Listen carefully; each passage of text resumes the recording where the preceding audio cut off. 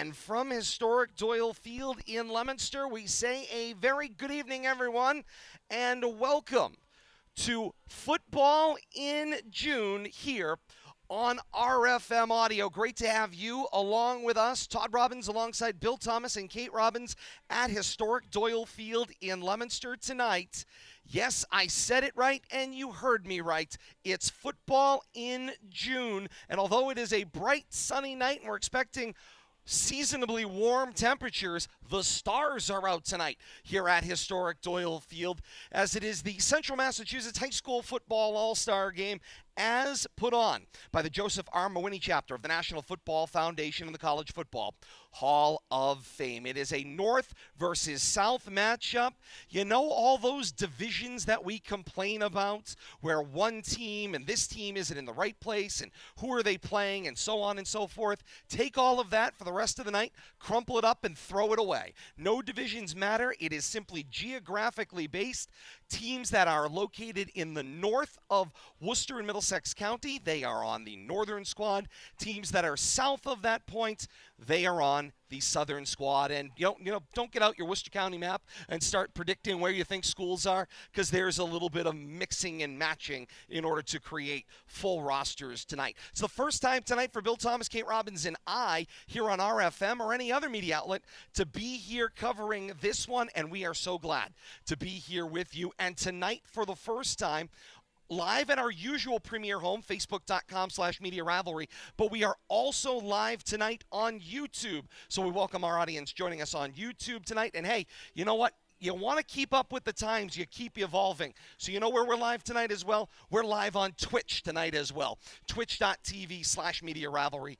You want it, you got it. That's what we've got for you tonight. North versus South. All-star football action for you, and we're looking forward to bringing you the play-by-play as well as the story of this great event as the night progresses. It is the 7th annual meeting of this rivalry matchup, so we're looking forward to seeing that one tonight. Had a great opportunity to speak to Mawhinney Chapter President Jay Costa, as well as Vice President Harold Ogilvie. This has been their baby now for a handful of years. For those that are wondering, why is there a Central Massachusetts only All-Star game?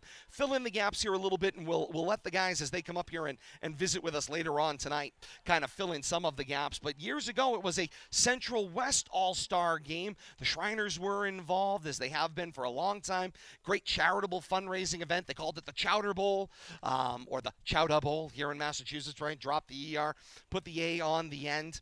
That eventually, as things do tend to happen, eventually went extinct. When that gap came along, the folks in Central Massachusetts got together and decided they wanted to do a game of their own. So it's North versus South. It is a complete scholarship fundraiser. All proceeds raised from tonight's action here at Doyle Field get invested directly back into the student athletes and scholarships. And Bill Thomas, Kate Robbins, and I had the opportunity to go on out to the scholarship and award banquet earlier this year in April, and it was a tremendous event. All of the nominees were there, and then the 8 recognized players made speeches.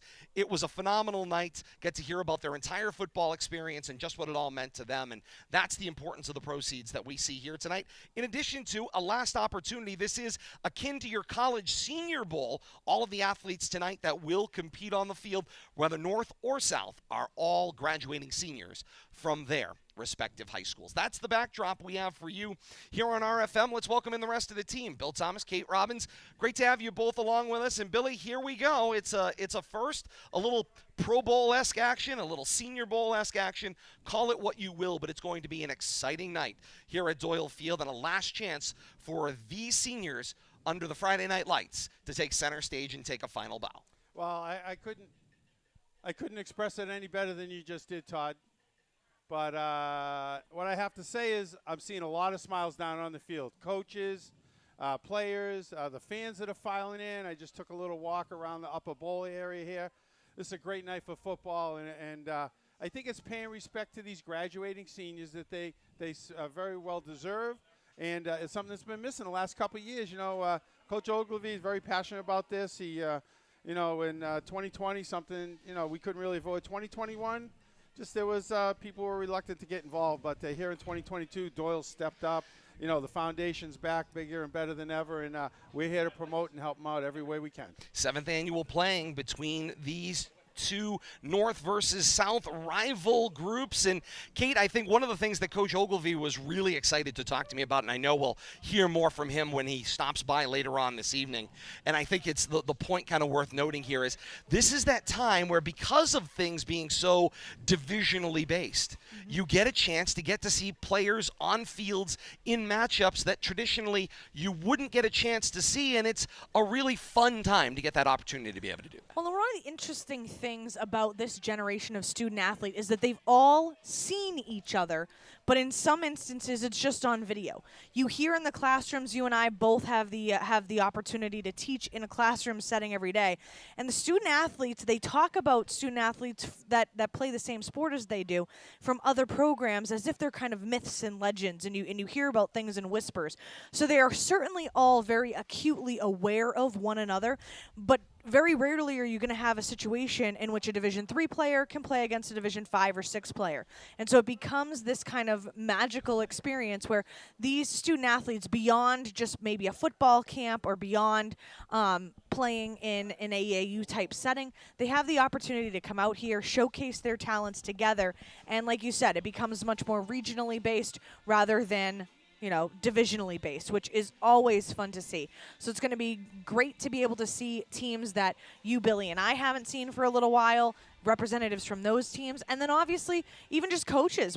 There are members of coaching staffs that we've heard about and programs that we've heard about that we don't necessarily get to see all of the time. And so it's a special treat for us to be able to showcase the talent and the athletes from all of the various divisions in Central Math, both North County and South County. And that's the part that we'll look forward to tonight. And of course, this is kind of a coalition of the willing, if you will, because of course, student athletes have so many demands for their time under normal circumstances. Of course, you're wrapping up your spring sports season. Some folks might be competing in postseason, although those are fewer and farther between as the rounds continue to progress. So that's part of where you see things start to develop with this action. So that's part of what you can consider here. But when you look at the two rosters, the South All-Stars, they have got a full complement, if you will, of what you would consider a football team, numbers 0 through 99, all the way down with limited to no duplicates. Meanwhile, on the North side, yeah, they're using numbers 0 to 97, but there's a lot of numerical gaps in there. I would imagine right now the North All-Stars have about half as many players as the folks from the South, and it's just simply because it's one thing to be nominated, it's another thing, of course, to choose to participate. Players are nominated by their teams. There's about 3 from every program, give or take, that are involved in the action tonight. So we're certainly looking forward to it, to being able to feature those points as well. And we also have something that we don't always have come the fall, and that's the opportunity to talk about the future plans for some of these student athletes as well, with schools all across the country and all across the regions. We've got athletes tonight that are going to Harvard. We've got athletes tonight that are going to the University of Cincinnati. And we've got athletes that are going more locally, University of Massachusetts Amherst, Worcester State, Fitchburg State, and the rest that dot the side here in New England as well. Bill Thomas, notice the name drop there, the Bearcat name drop, the of course, Cincinnati over here with the grad. He found one there, but good for him. I think Harvard, University of Cincinnati, right in the same breath. All in the same category. Just remember, shameless plug. In the years that have gone by, myself and, of course, my fellow alum from Syracuse University, the one, the only, Sean McDonough, I attended the Harvard of Central New York. You did. And then proceeded to get my master's degree at the Harvard of Southwest Ohio. Mean, it's hard to go to Harvard twice. Well, wouldn't it have been easier just to go to Harvard, like a daily commute? Commute-wise, it would have been much Billy, easier. You think that they wouldn't let him in the gate. Rejected. Not an opportunity Don't there. bother. To say the least. But you know what? But you're right. And you forgot the undecideds. There's still kids looking that for are deciding college. where they're going to go. You never know. Somebody might pick something up on somebody. Maybe there's an academic scholarship out there. Somebody could get a little bit of help. You never know who's watching. I wonder if there'll be scouts this here. type of. I wouldn't be at all surprised because, in my dealings with the amateur baseball and stuff, how many times, and I'm sure you've seen this, how many times does a scout show up to look at somebody and they see somebody else? Yep. That they had no idea even existed. It could be a situation tonight with some kid here that's undecided, waiting for an offer, some help somewhere, and it might come up tonight. Billy, you know what I'm hoping, though?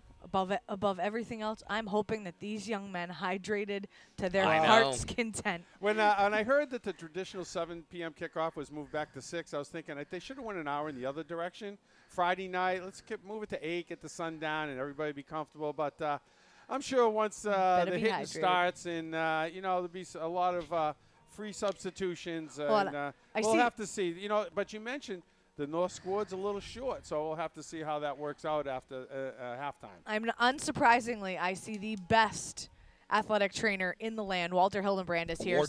Award-winning. He's not the best in the land. He's not the nothing. one that would remind you, but I'll remind you. He is an award-winning trainer as well. He is about as amazing as it gets, and he is on hand. So he might have a busy night with regard to cramps. Already saw him working on some kids down here on the north sideline. But best in the biz. Yep.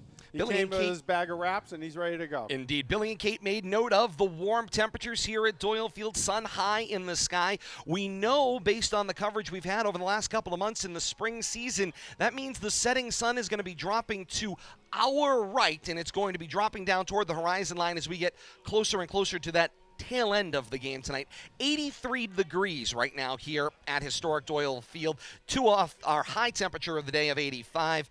It's going to fall to 58. I don't know that it will Bring fall it on. as the hours continue for this one. As we look ahead a little bit, might drop as low as maybe the mid-70s as the action progresses here at Doyle Field tonight.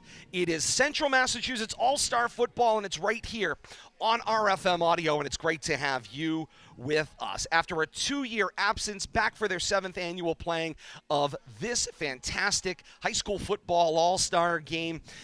The overall series record, the previous 6 meetings, according to the records we've been provided, 3-3. 3 wins for the North squad, 3 wins for the South squad. Somebody is going to take a series lead tonight.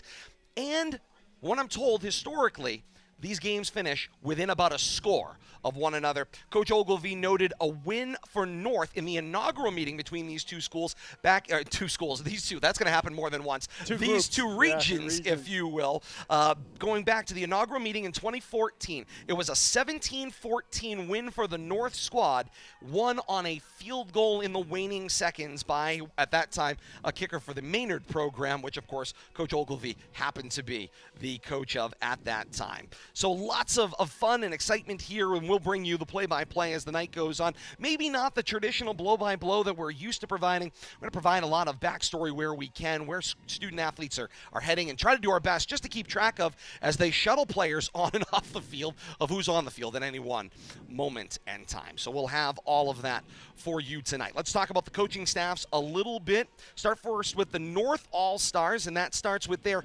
designated head coach in just completing his first season at Oakmont.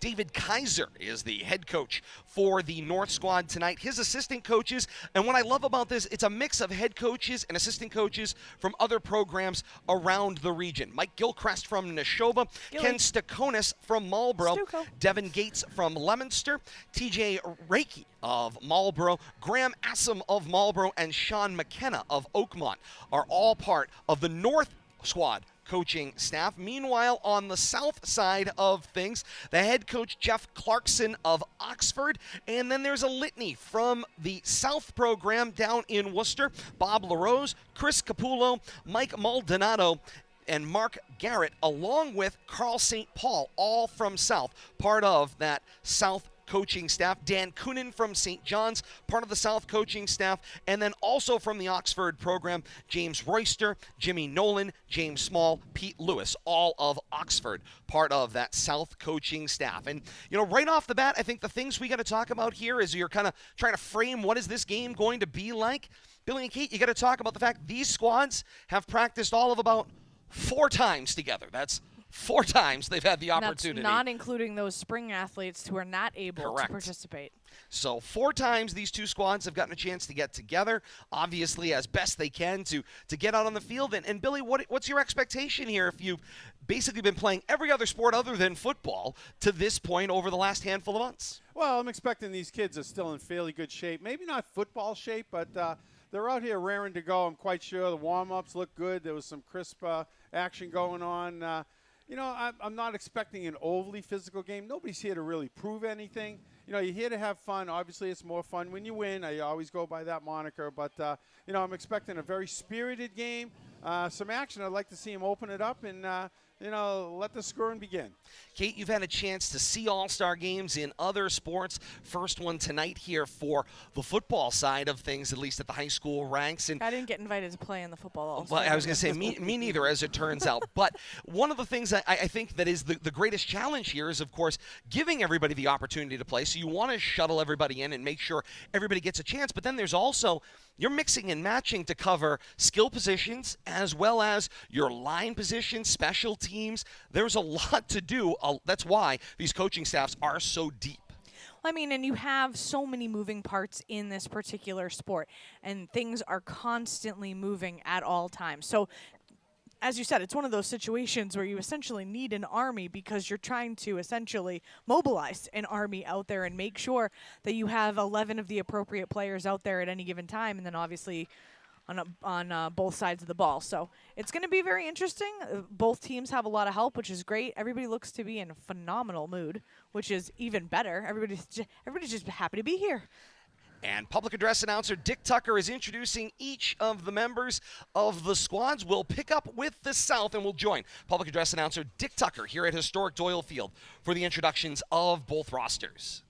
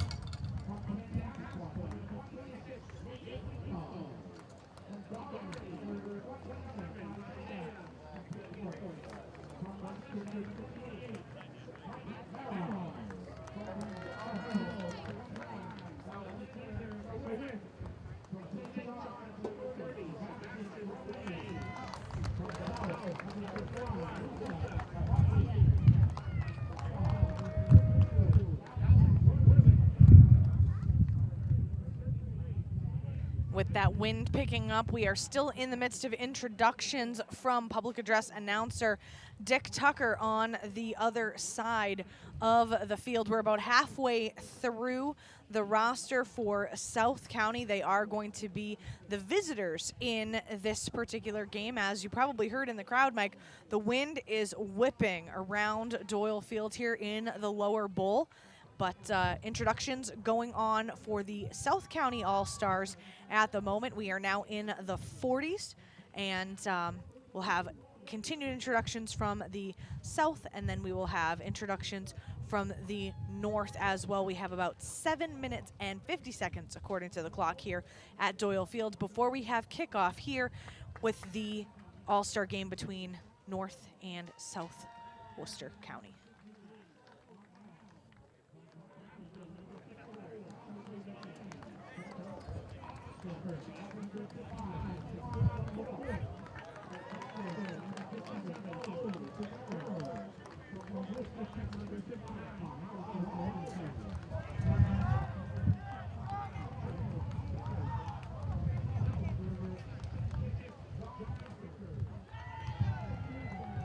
All right, and with that wind continuing to whip around, Bill Thomas, let's talk for just a moment here about the venue itself. We talked about the fact that many of these student athletes have not necessarily played with each other in person because obviously you're throwing the divisions out the window here and you're having all players from all of the various divisions here to represent themselves regionally, and essentially serve as a showcase for the community. But in addition to that, beautiful venue here. We are certainly partial to it because it is our home facility, but how special is it for members from all of Central Massachusetts here to be able to come in June to enjoy the beauty and the splendor that is Doyle Field and the lower bowl here? Well, I have to comment, Kate, that if you're not part of Division I or Division II football and you haven't made the playoffs recently, chances are you probably never played Doyle Field, but you've heard a lot about it. And Coach Ogilvie, I was talking to him before the game, and he used to coach Maine in small school, used to play in front of a handful of fans and parents. Their first appearance here in 2016 in front of a packed house, they were overwhelmed with the fan enthusiasm and just the atmosphere in general. And you're right, Kate, this could be the biggest stage that some of these kids get to play on. The venue is fantastic. We get to enjoy it every Friday night when we get the home games here and fortunate for playoffs. But, yeah, some of these kids, this will be their showcase game of their career, perhaps. So it's a fun game for everybody. The 99-person squad for barely the fit 'em in South here County. Seemingly. It was Let me see if I can get them all in. I'm backing up. It's Not an quite. army. There we are. It's an army. Wait, there we are. I'm almost all the way And out. that is dedication to the program. Over 70 kids on the roster, and a number of kids not here also, but still announced and honored. Had an opportunity to just poke my head out and head down the walkway toward the main entrance here at Doyle Field, and I think the thing that I'm most struck by, there is a line at the ticket booth that stretches all the way out to Pre-Street and out onto the sidewalk. We only got 5 minutes to get in here. It's the Let's go. hottest ticket in town right now. Let's And I do saw it. that building when I was out there about a half hour ago. The crowd was starting to filter in, and yeah, there was a line out there then. And I think it's just a great tribute to the support, the parents, the fans, and just the student body. Support these athletes one last time as they're finishing up their senior careers. Billy and Todd, you make mention of it. This is kind of a rare opportunity. It's quite removed from the regular season. Many of these student athletes have been able to kind of have their high school careers for football kind of wash over them. They've been able to marinate over it. Many of them have graduated from high school, so many of them are in preparations for college as well. And so you have these situations and scenarios where this is the one last hurrah, maybe that someone's grandmother or grandfather will be able to come because they live locally. Whereas, if a student is, saying going to the University of Cincinnati, the Harvard of the Southwest Ohio, That's right. you have a situation in which your grandmother or grandfather might not be able to travel that far. So this may very well be one of the last opportunities that some family members or even younger siblings may be able to see you in the flesh, be able to do something that you love and do so at such a high level that you've been recognized by the entirety of Central Massachusetts. So a very special evening. We talk about a lot of times, especially at the professional level, things like all-star games or things like Pro Bowls, they're so old, they're so old hat. I mean, there's so many discussions on the various talking head programs about how disappointing something like the Pro Bowl has become because it's become essentially a two-hand touch game. Well, at this level, this is essentially not only showcasing your talents, but it's also serving as essentially a memento for those around you. Number one, it's recognition for your accomplishments, but it truly is serving as a memento for your family, for your coaching staffs, and you're representing your school one last time. And so it's incredibly exciting and incredibly meaningful for each of these student athletes because, like we said, this may be it. And the players on one side, could be the last time they get to celebrate on the football field if they're not continuing to play in some fashion. So big game for both sides tonight. No question about it. And of course, as we bring it to you here on RFM Live Audio tonight, great to have you along with us. Todd Robbins, Bill Thomas, Kate Robbins, and you joining us on Facebook.com/Media Ravelry, YouTube.com, search Ravelry Family Media, or if you want to go straight to YouTube, tinyurl.com/Media Ravelry. And tonight, for the first time on Twitch, twitch.tv/Media Ravelry. You pick your favorite platform and you get to be a part of this award-winning broadcast, and we're so glad to have you along with us. And of course, if you want the whole complete package, we've got the live audio, radio style play-by-play for you here tonight. Tomorrow night, you can check out YouTube, you can check out Facebook, you can check out Twitch again, and you get the full and complete video broadcast. So we welcome those of you joining us for the combined broadcast with the video and audio play-by-play on a one-day streaming delay. Wherever you are and however you've come to join us, it's great to have you along with us here on the 7th meeting of North versus South, the Central Massachusetts High School Football All-Star Game, right here on RFM. The introductions were a little bit muffled, so we had to cut away from those, but don't worry, the goal for the night, and this is inspired a little bit by our friends covering the U.S. Open tonight. We are going to get every single name in tonight somewhere at some point in time as we move through. And I love the philosophy. They said over on the folks over at NBC Universal, the Comcast group, if you qualified for the U.S. Open, you deserve to have your name mentioned. Right. You deserve to Well, appear on the air. You qualified for this, we deserve to get a chance to start mentioning folks. Northern Worcester County player because he's on crutches. Indeed. He's That's not listed in the program. That's no. Ryan Gentilucci from St. Paul, heading to WPI. We sat with his family during the. He was lovely. Absolutely, and he gave a fantastic speech. One of the scholarship honorees yes. at the event. So he goes first. He goes first, and he was our first mention tonight. And he is also wearing jersey number 1. Unfortunately, due to an injury, not able to play in tonight's competition, but does look forward to returning. And my understanding, at WPI, he'll be playing basketball. Yes. And he will be playing along Watertown High School alum Adam Patterson, who heads there to play basketball as well. Not on either roster. Not on either Good roster. job. That's a bonus. Bonus. We don't have enough names. Throw a few bonus names in there when you can as well. To midfield go the designated captains for tonight. Referee Jim Nadeau has brought his services to the game tonight. His umpire is Andy Peck. Mark Anderson is the line judge. The field judge is Griffin King. And the back judge is Owen Napolitano. And joining us up here at Press Row, Tom McCarthy is on the clock tonight here inside historic Doyle Field. So the coin toss up and down. Bill Thomas, this is your show. I'm on it. The South has won the toss, and they're going to elect to receive. North will be defending the end zone to our right. And we're looking forward to one it. additional item on the captaincy for South County. Number 77, Caden Bernard in plain clothes from BMR. So we'll give him a mention because he's clearly not going to be going out on the field, but he was representing the South in number 77 in his jersey, but otherwise in plain clothes. So we will not see him out on the field either this evening. BMR, Kate? Blackstone Millville Regional. That's Bill my Thomas area. Southern Worcester County. Absolutely. Checks that one in for us as well. So that's the Swickle. Indeed it is. The Swickle well represented Southern here Worcester tonight, County. as is the Midwatch League. Is there going to be a quiz? We're going to have a lot of fun here trying to fill in the gaps as we work our way through as well. Time now for the National Anthem here inside Doyle Field. We've got it for you here on RFM. And then it's kickoff of the 7th annual North versus South All-Star Game.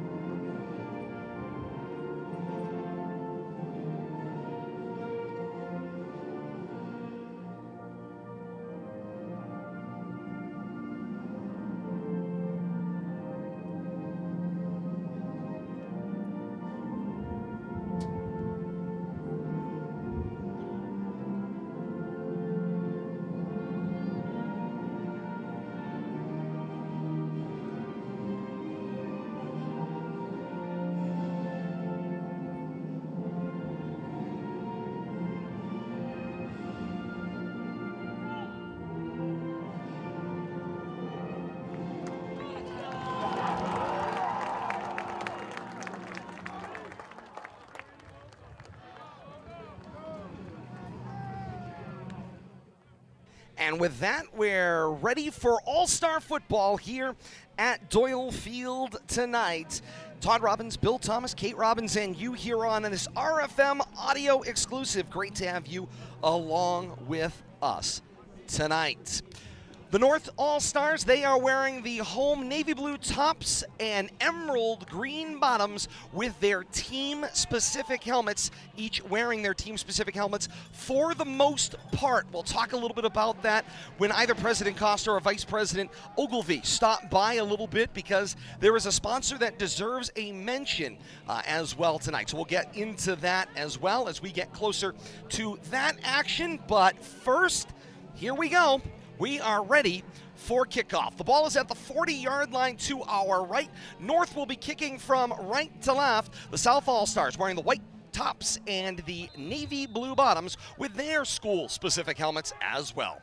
On the approach, the kick is away, and away we go on the foot of Coleman Hostage. And that ball will cross the goal line as it goes right to left through the air in the left end zone for a touchback, and the ball will come out for first down and 10 for South. Showing his leg off, a little bit of wind behind him. Wind is whipping here, but help keep the temperature down and keep the kids a little refreshed, but beautiful night for football. Chamber of Commerce weather, as I like to call it.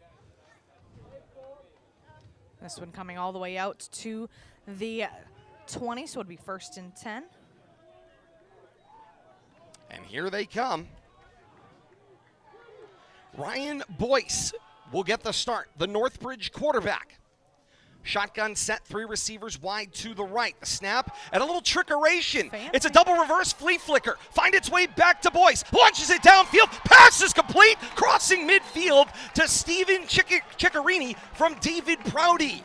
It's a gain of 45 on the opening play of the ball game. And does that surprise you coming from a Coach Lassapelt, coach player, Northbridge Ram, and they're known for plays like that. Not necessarily the first play of the game, but didn't waste any time pulling the play out of their bag of tricks from the Northbridge playbook. Might as well have fun if you're out here going to showcase.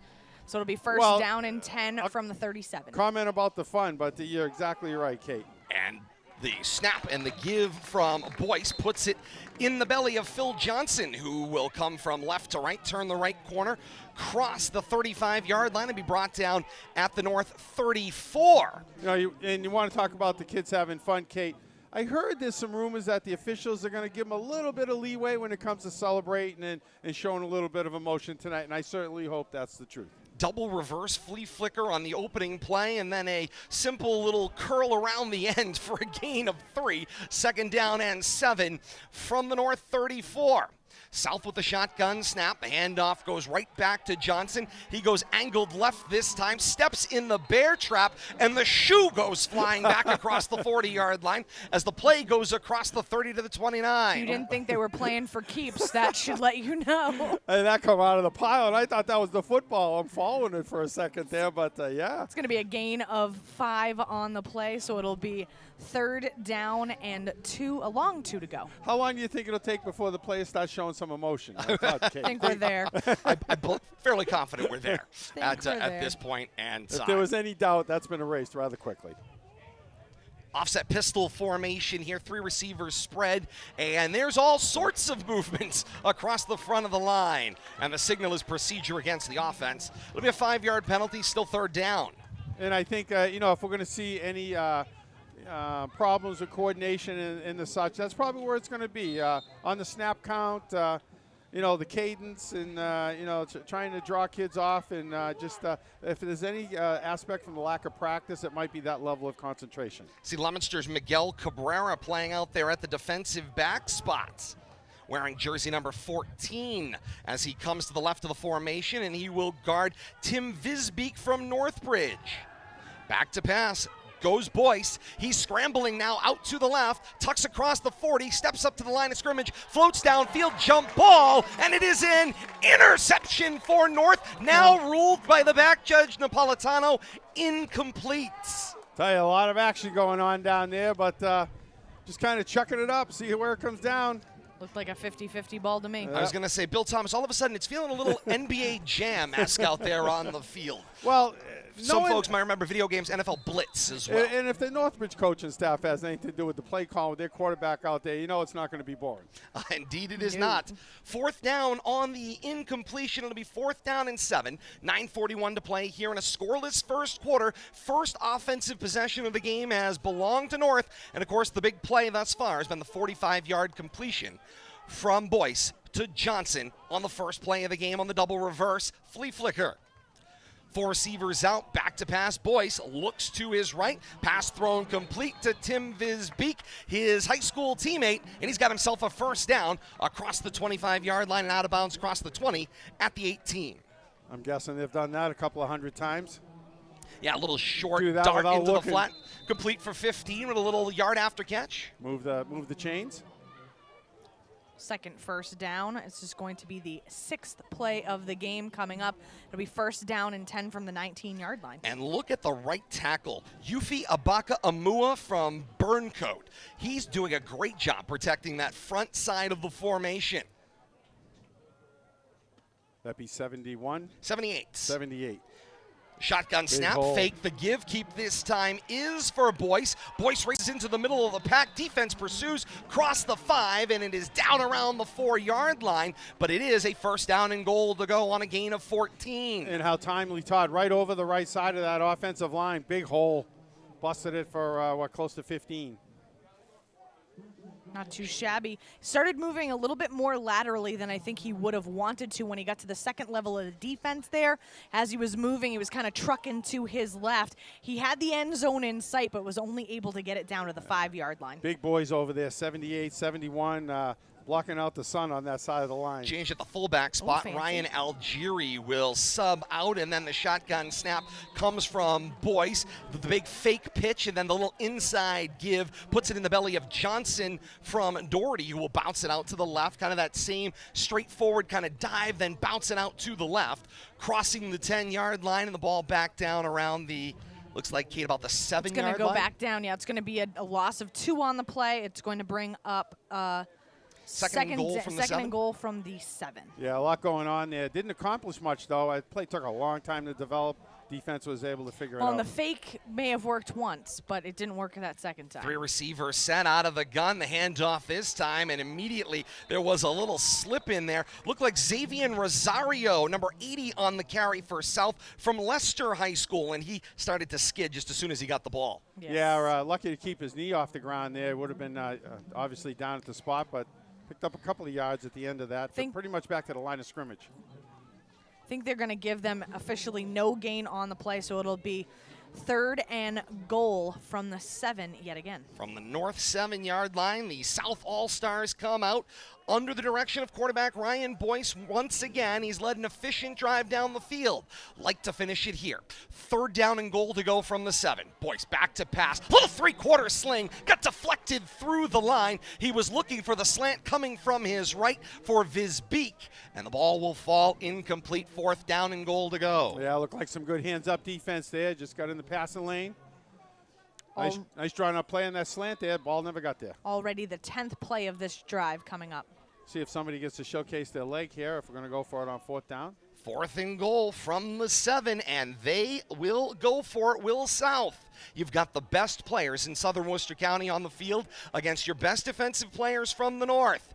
Shotgun set, 4 receivers out. Boyce is back to pass. Looks corner right. There's a skid. Cabrera in there for Leominster. He breaks it up incomplete, and it's a turnover on downs. So a great South drive, but the North All-Star defense stands up. Good job right there by somebody I don't believe has played defensive back. Not in any games that we've seen, but good job right there by Cabrera. That's a 73-yard drive, and it covered 5.5 minutes of clock. But again, it's a turnover on downs. Beautiful defensive stop there by the North squad. And now the North squad comes out on offense. They will proceed from right to left. Starting quarterback Phil Arpado from Lunenburg gets the start. He starts off with a snap, bounces the ball out to the right on a keeper, and he is gang tackled. Nothing but South defenders everywhere he looked, and they're having some trouble unpiling, and there's that emotion you were expecting to find out on the field. Yeah, John Furno leading away from Valley Tech, but with a host of help there. Number 52. Gain of 2 on the play. It'll be 2nd down and 8. Ball located just shy of that 15-yard line. Shotgun snap, and then this little push feed out. Flag will fly from the back, Judge. Carry for Anthony Oquendo of Fitchburg. Then there's pushing and shoving after the play. More flags are out. Emotions already running high early on, and officials quick to jump in there and see what they can do to get things under control.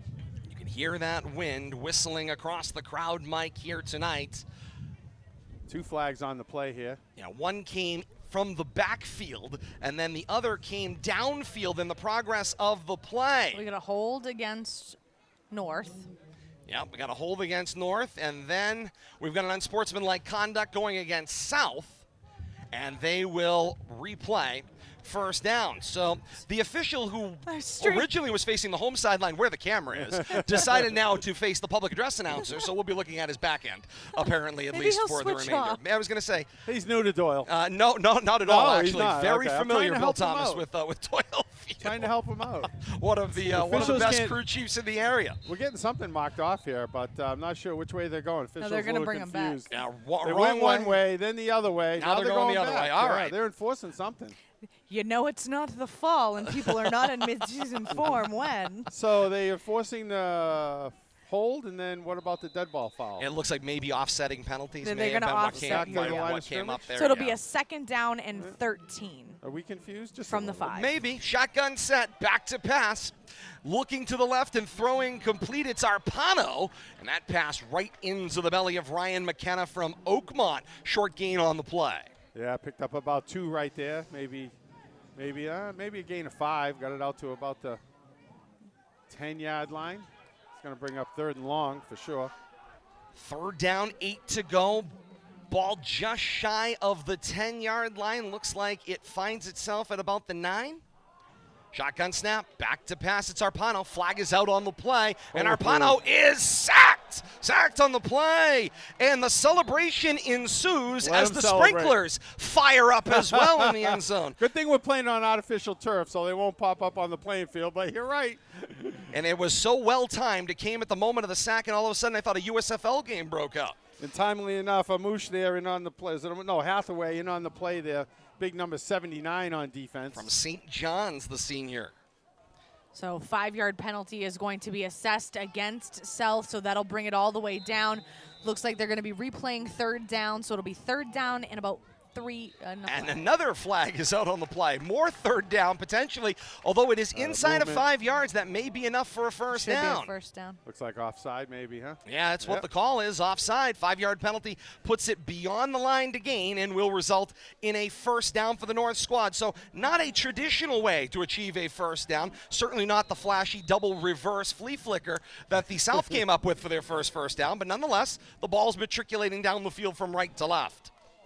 The shotgun snap for Arpano, the handoff for Oquendo. Straight up the middle of the field he goes, crossing the 20-yard line to the 21, and there's a lot of pushing and There's shoving. some emotions already here. We're not even just over halfway through the 1st quarter. And if you think these kids didn't come to play, you got another thing coming. If you were expecting a taking controlled this game scrimmage, that was not if you what were you taking were a two-hand touch Pro Bowl, you're not going to get that here tonight. Indeed you are not. Passing the 5.5-minute mark here in quarter number 1. Scoreless, North and South locked in an all-star battle here at Doyle Field tonight. Locking horns as it was right now. Indeed, and here's the snap for Arpano. Handoff went straight up the middle for the fullback, Connor Salmon from Neshoba. He had a phenomenal senior season and chewed up a lot of yards against Leominster in action you heard here. Good for a gain of 4, 3rd down and 6 to go. Ball's advanced its way past the 15-yard line. Looks like about the 17, Kate. 23. Thank you. Appreciate it. Yeah, I the was glare comment- on the field's not helping. If anything Doyle needs to do, maybe invest in some paint. It's the off-season, if you will. Signal comes in from the sideline from Coach Kaiser of Oakmont.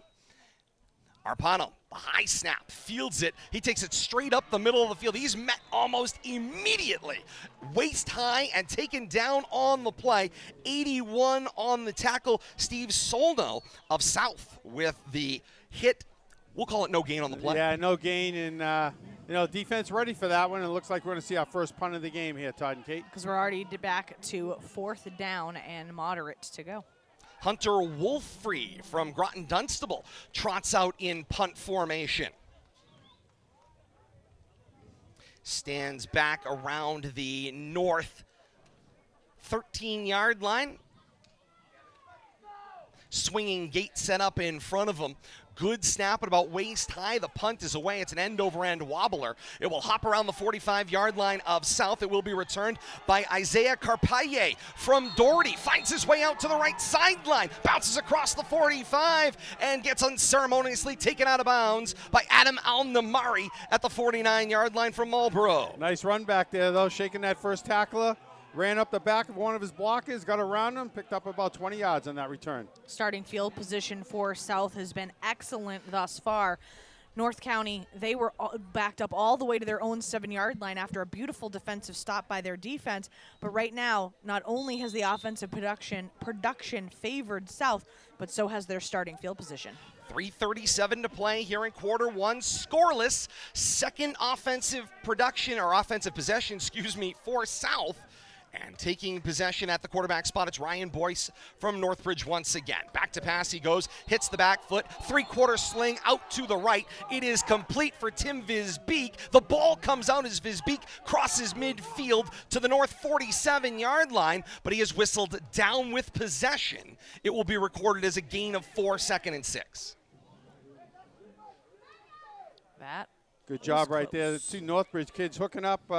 You know, they know each other well. Might as well go to something that's been proven time and time again. Try to get that first score. See if they can't work their way down the field. And he's got that quick little dart, Billy. Not a real deep drop. Just hits that back foot after catching the snap and snap it right out with the open arm. Two fakes, and now the give this time to the second man to the hole. Looked like Jack O'Sullivan from Shrewsbury potentially on the carry. Yeah, No, 40. check it, 40 on the play. Ryan Algieri from Burncoat. So that will back that all the way to the other side of the 50-yard line. So it's going to be a 3rd down, and it looks like about 13 all the way back to the 46-yard line. That's about where the punt landed and was returned, so pretty close to where the ball had gotten moved to at that point in time. 3rd down and long. They need the north 41-yard line for a first down. Shotgun set here for Boyce, and Boyce claps for the ball. Back to pass on 3rd down. All kinds of time with the line in front of him. Launches this one down the right side. Jump ball. It is deflected, incomplete. Bryce Kissy of Abbey Kelly with the breakup on the play. Intended receiver looked like, is that 11, Bill Thomas? Steven Ceccarini of Prouty? I believe it is. Coming back upfield. Yes, it is. Looks like we're going to have yet another punt here. 2:06 remaining in the quarter. So that was a pretty quick offensive possession for the South. They had taken a full 5.5 minutes in their first offensive drive of the game. This one lasting only 1 minute and 37 seconds. Punt opportunity here, and out in punt formation. Now there's a flag out on the play, but out in punt formation. A little chirping going on there at the line of scrimmage. What do you think? I believe it was procedure, the call. Yeah, Already? one man too many. people in the Perhaps, huddle. I was going to say people are moving around. And that's the special type- team. You that's think the special type. teams? Exactly right, Kate. Probably Yeah. that's where some confusion would lead. Yeah, that's what's going to happen. Looks like 39, Sam LaValle, the all-everything kicker from St. John's, stands at the south 32-yard line to punt from right hash. He's punting into the sun, gets a good snap, keeps it low as he goes across the field. Flag is out on the play. That's gonna be back roughing. at the point of the punt. The ball rolls dead at the north 21-yard line, and now whistles kill the play. I think you're going to have roughing here. Yep. Personal foul. It's a blow to the head of the kicker. 1:54 to play here in quarter one, scoreless. And it looks like after that enforcement, South is going to be very close to retaining possession and having a first down. It'll be close, but I don't necessarily think it's going to be. See, we had They will 3rd and enforce 19, it from the point. so And they're all the way and back they're there. back behind the line of scrimmage. Yeah, it's going to be well short of the first down, Todd. They marked 15. I think it's still going to be about 4th and 10 at least, maybe. So they are walking all No the automatic, way back. no automatic first downs. Why are they in walking this. that way? They're going the wrong If it was a direction. blow to the kicker's head. It What are they looked doing? like they called the blow to the head because it wouldn't have been was it a They re-kick? called that on the offense? How do you have a foul? Oh, on the up back. They called it on the up The up block back and made the contact to the That's head. what it It looked was. like he had pointed toward the Yeah, north side of the field. Of course, looking at it from the backside here, we can't tell, if he's Tom talking to us. McCarthy, a crew chief in his own right, up here to set us straight. Exactly right. And a You had it. timeout taken on the Have it field. all the way. Thank you, sir. 1:54 to play here in the first quarter. A scoreless game. North and South, the all-star game here on RFM here in Central Mass. None of us are in mid-season form. Well, that's what I'm telling you. Have we seen that called in the 10 years we've done games? A penalty on that On up the up back man? like that? It seems that's unlikely. not something I'm looking for. you No, know? not a typical situation. I got to tell you, by the way, here's an update on the play-by-play goal of the night. I've never had more fun. I feel like I'm doing some kind of like Is it bingo? Football bingo. Sudoku, bingo, I see crossword it. kind of thing. You're doing a Marking great job. dots off as we go. There's a lot of fun. Great job. Play-by-play is not generally hard enough. Let's add something to it. If you're not advancing, you're not evolving, you're stagnant, and that's not something we do here at RFM. And Well, Kate's looking at me going, "What are you, out of Kate your and I gourd?" used to multitask and Todd. I know you usually just talk. Yeah, so well, that's the role We're trying to expand your role a little bit. Make him actually do something. You're doing a heck of a job, Todd. After the enforcement, You'll be getting- 4th and 39. LaValle still in punt formation, but now he stands back at his own 16-yard line. Again from right hash to low snap. Fields it on the one hop. Gets the punt away. It wobbles as it hops at the north 40-yard line. On the one hop, it is fielded, slipped down. Bryce Kissy from Abby Kelly on the return. Skidded as he got bit by the turf monster, and so it will be North football, 1st and 10 at the 33-yard line. I don't know if you saw a little of the blocking action there, but a couple of kids look like Colin Wannett and Hunter Wolfrey having a little discussion there after that play. Officials quick to get in there, separate them, tell them to go the opposite sidelines. Colin Wannett from Doherty. Who else did you have there? Bill Thomas involved in that 23 conversation? and Hunter Wolfrey of Groton Dunstable. yeah. Yeah, Yep. I mean, absolutely. there is some definite emotions flowing down there in the field. Arpado on 1st and 10. Pitches it out to Aquendo. Gets his way out to the right corner with some open space. Finds his way across the 35, then the 40, then the 45, and midfield. He is caught from behind with a big first down run for Anthony Aquendo. It's a gain of 19 for the Franklin Pierce bound running back. And I tell you, they get in a jam, and that play looked like it was going nowhere. And somehow he little drop step and turned that quarter. And thank you very much. 15 yards later. That has 19 later. always been his speciality. Same play this time to the left. He gets the pitch out, angled to the left of the formation, cross the south 45 and out of bounds just shy of the south 40 at the 42-yard line. Definitely midseason form right there for Anthony. He's always been a strong runner, and he's got that drop step and that little shoulder duck, and all you got to do is gain a half a step, and he takes well advantage of that. And Bill Thomas, the thing about his game is that it looked there like he may have gained 1 or 2 yards. That's a 6-yard gain for him. It's as if he can make something out of nothing, except for right there. 3rd run in a row. That's a high snap, threw off the timing of the play, but it's also a great defensive move. Steve Solano came straight through, untouched through the line, and met Aquendo at the point of the handoff. Yeah, when you come through unblocked, if you're fortunate enough to be standing in that runner's lane, you make it look very easy. And good job wrapping them Some up right there. pleasantries exchanged there between the linemen after that play. I was going to say, however. previous play, though, I want to point out a nice block from the left. Let's see, it was the left guard on this play. It was Eli Hintz from Marlboro playing the left guard spot. Had a nice block 2 plays ago. Now the snap, Arpado not able to make the handoff, kept it himself. He's chased down from behind, and it's John Furno of Blackstone Valley Tech with the tack. Oh, BVT. Yeah, there's a great football Beavers. program. And a timeout taken on the field for the end of quarter number 1.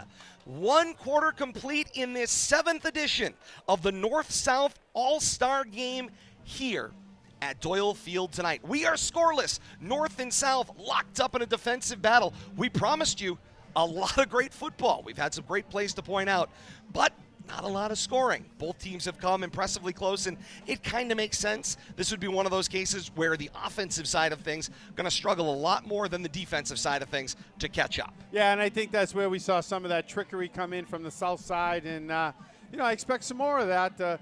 Kids have had a quarter under their belts here, kind of get a feel for the game, get some of the emotions out. Let's see if we can get a little bit of scoring here in the second quarter.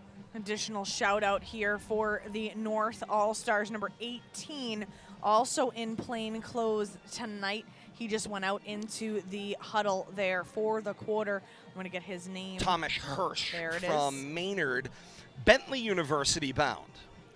Got a little bit of a gimp lower extremity injury. He's in plain clothes tonight, but right out there in that huddle in between quarters, right there with the rest of the team. Teams change ends. North will now go left to right here in quarter number 2. South from right to left.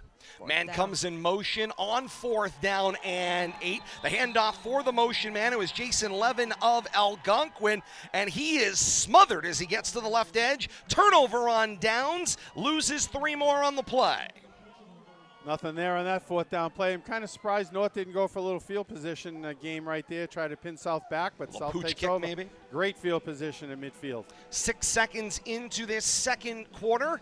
11:54 to play here in quarter 2 here on RFM tonight. North right now struggling, as you said, offensively. Their 2 offensive drives combined have only netted 36 total yards of offense. South's first drive was 73 yards, but it ended on a turnover on downs at the 7-yard line. Their second offensive drive, however, went for -3 yards, and it lasted 90 seconds. So they're going to need to kind of get things going here. First down and 10 to go. South with the ball. Boyce continues at the quarterback spot. He makes the handoff on the end around for Xavier Rosario of Leicester, who scampers his way out to left edge, crosses midfield, and he's taken down at the North 48-yard line. And a flag comes out from the umpire spot. People are just not getting along right I think now. they got was to gonna keep their say. mouthpieces in to stymie Just the keep chewing. conversations. Yeah. Oh, Unsportsmanlike conduct signaled against North. It'll be a 15-yard penalty. Going to give South great field position here. Move it down inside the 30 or close to it. And South's offense certainly doesn't need the assist. So they will advance the football forward. And here's my favorite part. Despite the fact that this is an all-star game, the coaching staffs are working the officials. I love of course they are. There's never, Mid-season it's form. never a quiet night, even if it's an all-star game. You're wearing the stripes, you're a target, apparently. First down and 10 to go. Ball finds itself at the 33-yard line of North. Right to left. Snap here. Handoff goes to the inside. Johnson from Boyce. Cuts back to his left, coming across the 30-yard line and taken down around the 27. Hard running right there, fighting for about 3 extra yards after initial contact. Good first down pickup, about 5. rushing attack here for South have a combined 8 rushes totaling 28 yards thus far. Their aerial attack, 3 completions, 63 total yards. The long was that opening play for 45 yards. Some changes on the line. I see Grafton's Charlie McMahon out there for South in position now at the left tackle spot. And now there's whistles on the play and timeout taken by South. They want to talk things over. I mean, and that makes sense because you're nearing the red zone. Also another Grafton Gator, Ricky Leach III at the right tackle spot. You know what I'm looking forward to? I'm hoping that Grafton, as they lean into this new branding of the Gators, that we see just the most adorable Gator on the side of a helmet.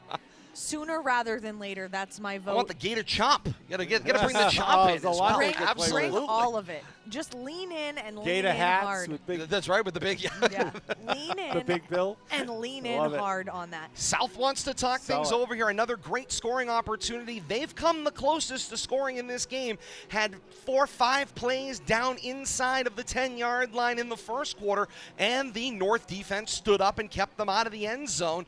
This is a chance now. They don't want to miss out on this opportunity. No, I think it's a good chance for them to get on the scoreboard. 2nd down and 5 here, and you know this is although they were down inside the 15 earlier, I think they're looking at this as their best chance to score right here and putting a full-on effort into this.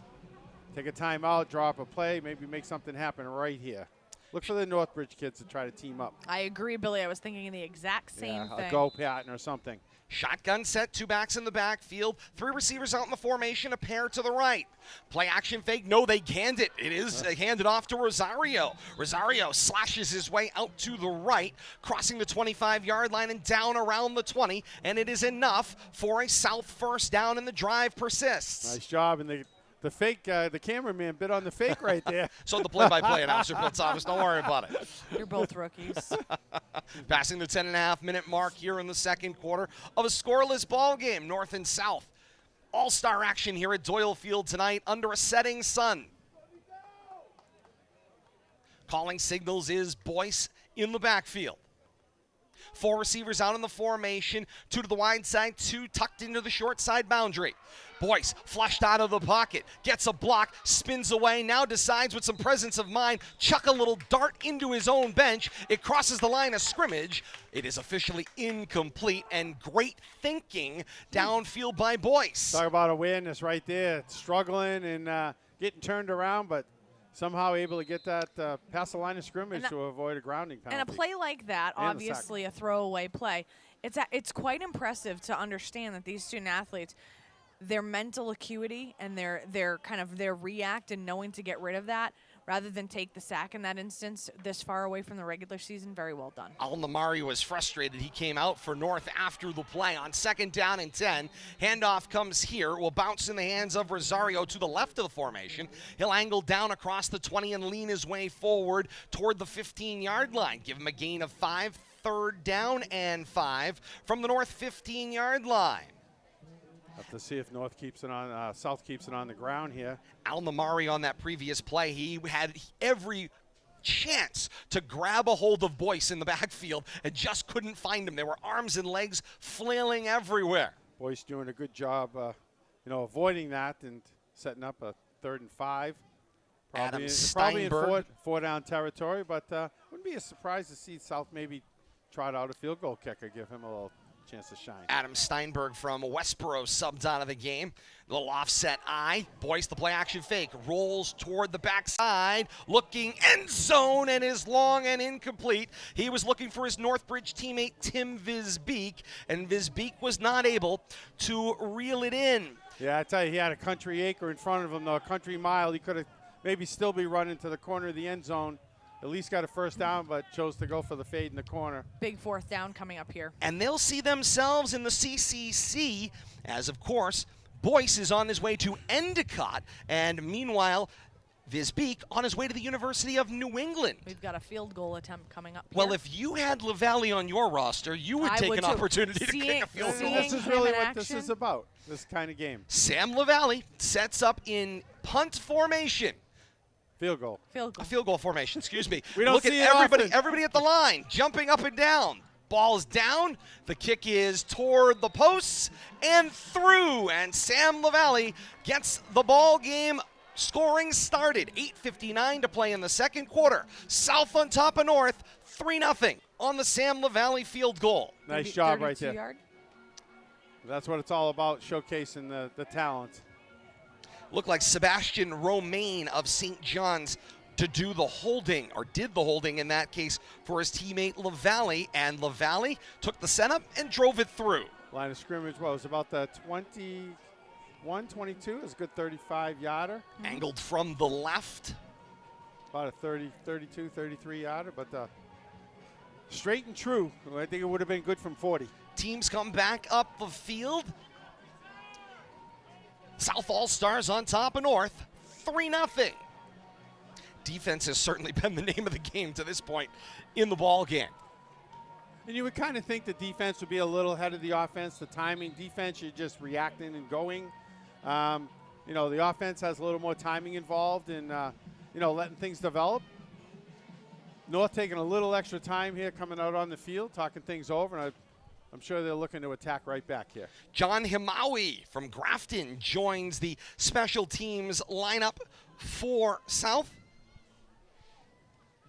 LaValle's got the ball on the T40-yard line at our right.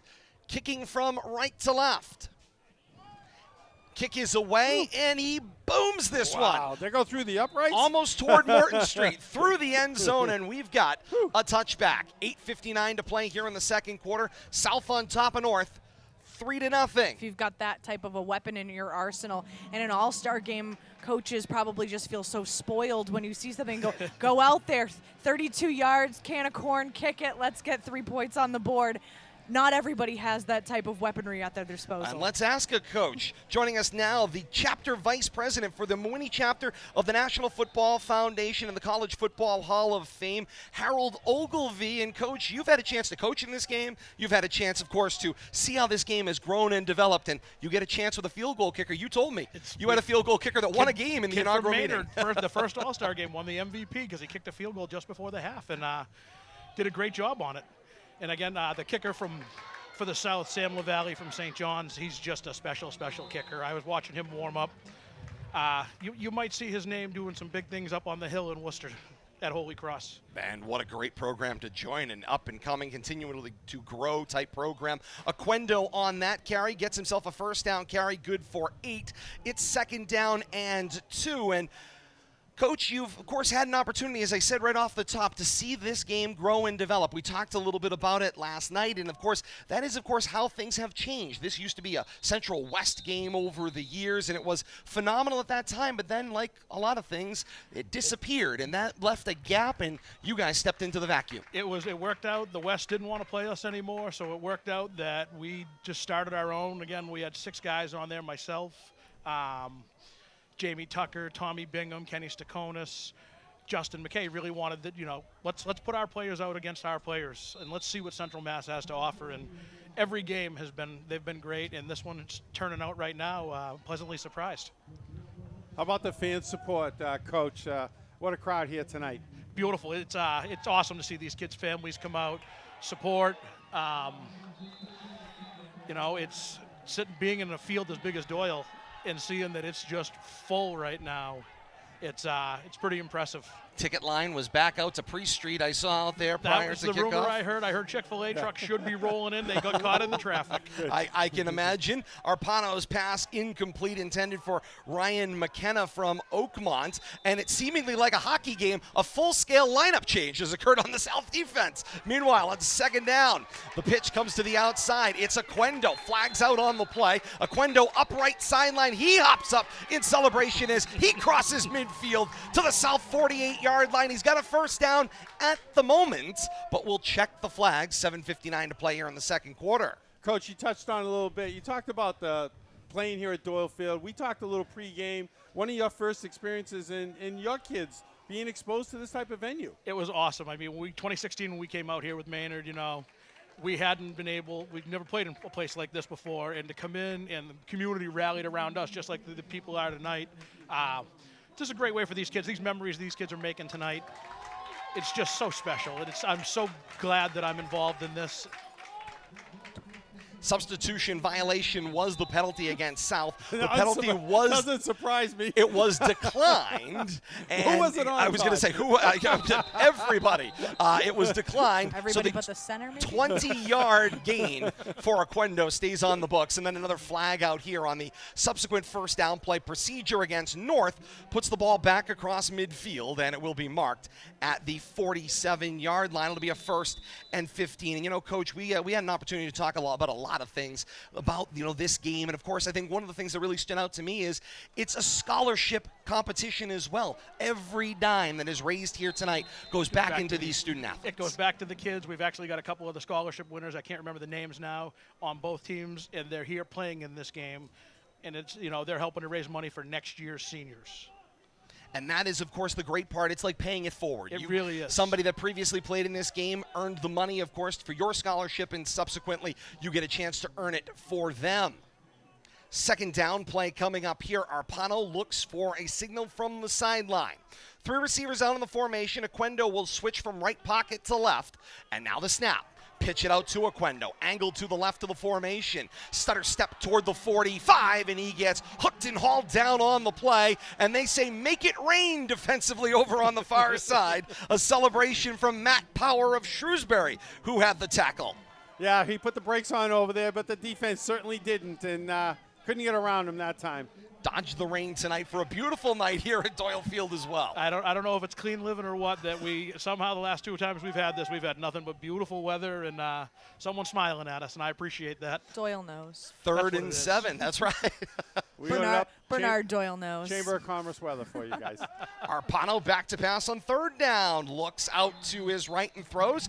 Pass is complete. Marcus Bass. Thank you, You're of welcome. Hudson Well done. with that one. See, it's great to have somebody up here that can make that initial catch. Coach, we've been playing a little bingo up here. My goal for the night, mention every player you people have put on these rosters, and thus far, I'm making a dent here in the first quarter. Big 4th down play coming up here. Indeed it is, and there's a pair of receivers tight to the boundary short. Single receiver, wide side of the formation on 4th down and 5. North has the football at the 43-yard line of South. I Trying to smell an draw him, I Aquendo think. rush here. Shotgun no. snap. Street.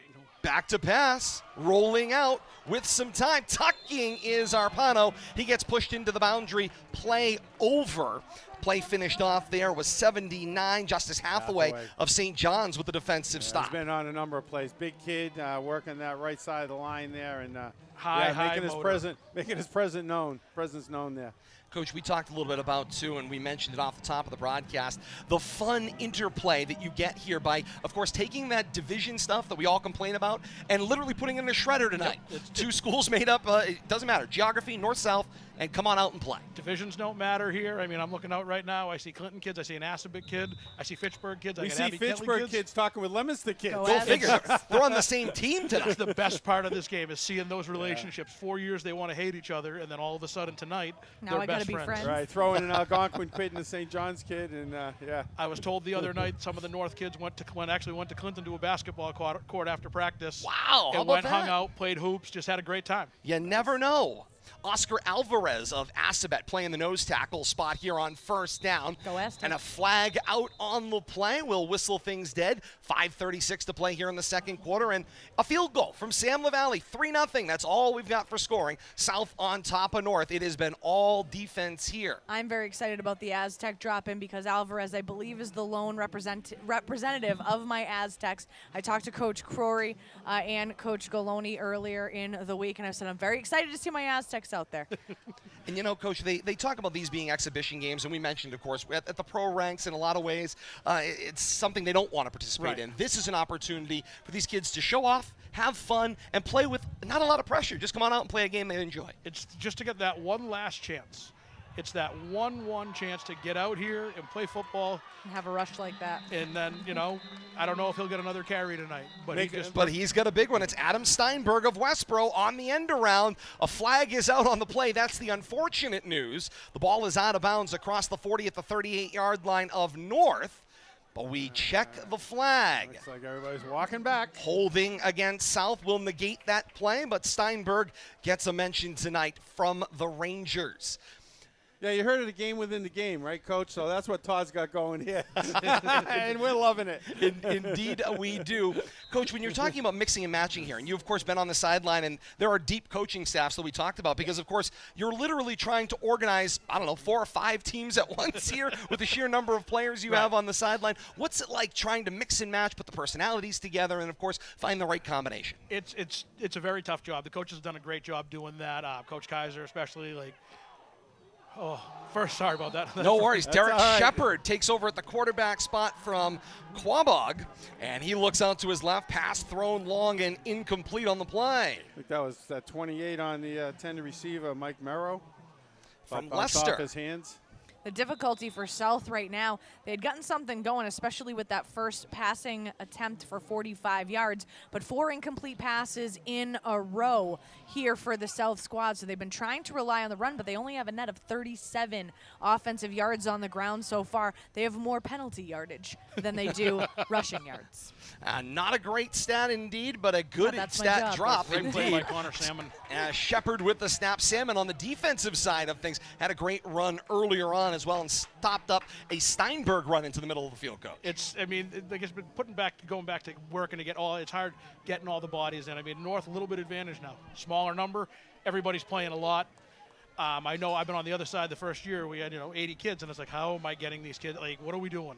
Go Oscar Alvarez. Well, and we I was gonna First say, half squad, second half squad, or it would spread the wealth roll around. bodies in, and then at halftime say, A hockey okay, change, like a full line change, like we saw. who hasn't been in yet? Okay, good. Now we got to make sure we get these guys in, because the most important thing is these kids. We want them all getting on the field. I want them to leave here tonight happy as a clam that they got to play in their last game. And they're all used to having significant minutes for their teams. Shepard back to pass, lofts downfield left, looking for Steinberg. He had beat 3 North players down the field, and the pass will fall incomplete and bring up 4th down. And, Coach, you mentioned these rosters, and, of course, some larger than others. And I called it earlier on off the top of the broadcast a coalition of the willing. Yep. It's one thing to be nominated. It's great to be named. It's another thing to commit at this point in your high school career to want to come out and play in the game. And that's what we had a couple of kids. Their college coaches said, nope. They're going. Great to idea. Congratulations. They're going to get some money to play at the next level. So their coach said, "Yeah, you're not going to go do that." But then again, we got some kids say, I work and whatnot, can't do it, can do it. So it is hard, and I understand they got a lot going on. They're graduating. They want to go to the beach. They want to be kids for one more summer. But I can't thank these kids enough tonight that have come out and they've committed for 2 weeks, eight practices. And then the game. It's awesome. And the entertainment value alone, putting on a show for everybody. Absolutely. LaValle just boomed a massive punt and will push North back onto their own 19-yard line. 1st down and 10 coming up for North, going left to right. We talked a little bit about, of course, the defense right now seems like it's quite a bit ahead of where the offense is. And when you're trying to kind of put this together last minute with just 8 practices, kind of to be expected. It's right? usually the defenses usually stand out. Every year, most years, it's defensive player getting an MVP somewhere. It's easy to put a defense in. Offense, obviously, it's just not. It's so hard because everybody comes from something different.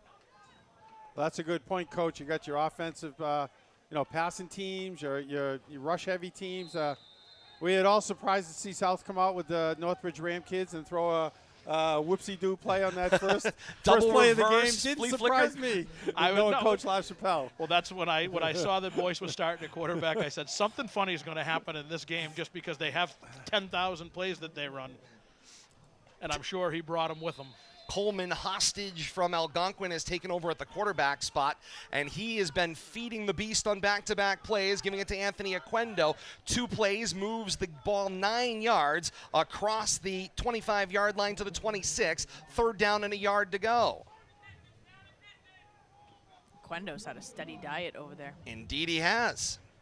He's got Salmon in the backfield with him this time, as all of a sudden the baseball infield has just blown across the bowl, and a timeout taken on the field. I was thinking the same thing. Where'd that come from? 3:04 to play here in the second quarter. The wind continues to whip here at Doyle Field. It is 3-0 South on top of North. And, Coach, you had mentioned to me something else that I want to make sure we get in here before our time together is over. And let's talk a little bit about, of course, we see them wearing these great uniforms, which, of course, the players had an opportunity to either purchase their jersey or provide a sponsor that would sponsor their jersey, so the names are on the back. Not something we can always do at the high school level. They're wearing their high school helmets for the most part, and that's the piece I want to talk a little bit about, because there was some trouble getting some people's equipment back, and you got some help from Rydell in this situation. Dave Schoenfeld, sales rep from Rydell for this North Central. I can't thank him enough, because we were at a point last week where we didn't know if we'd have the game because schools haven't gotten their equipment back, and we just didn't know what to do. And then, obviously people aren't going to want to give us their equipment from there for their upcoming season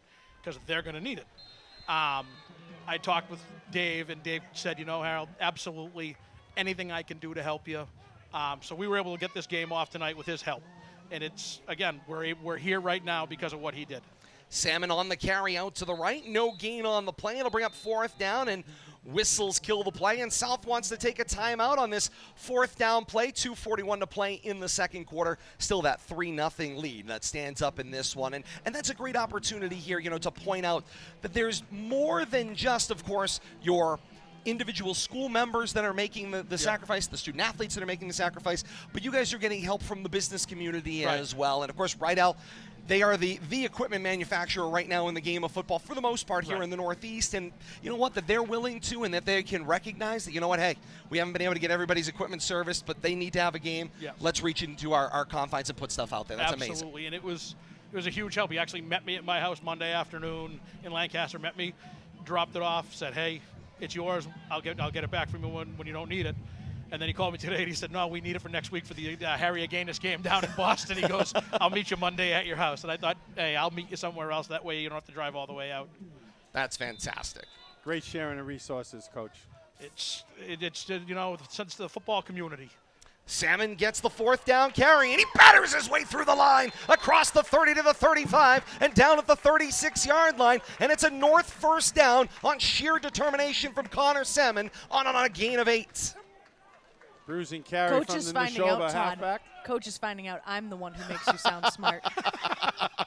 I don't think there's anyone that doubts that, especially anyone that's married and listens to the broadcast. That's right. Maybe he's surprised that you listen to me. 1st and 10 from the 39. Hostage flips it out for Oquendo. He gets whipped down on the play across that 35 at the 36. This is where I get in no trouble. gain on though. the play. This is where I get in trouble, though, Coach, because they didn't start at the 39. They started at the 36, and now I'm going to get yelled Yeah, at. that's how it Kid, goes. I didn't Thanks, see. I don't know. I think I'm going to go with you being right. I think they mismarked it.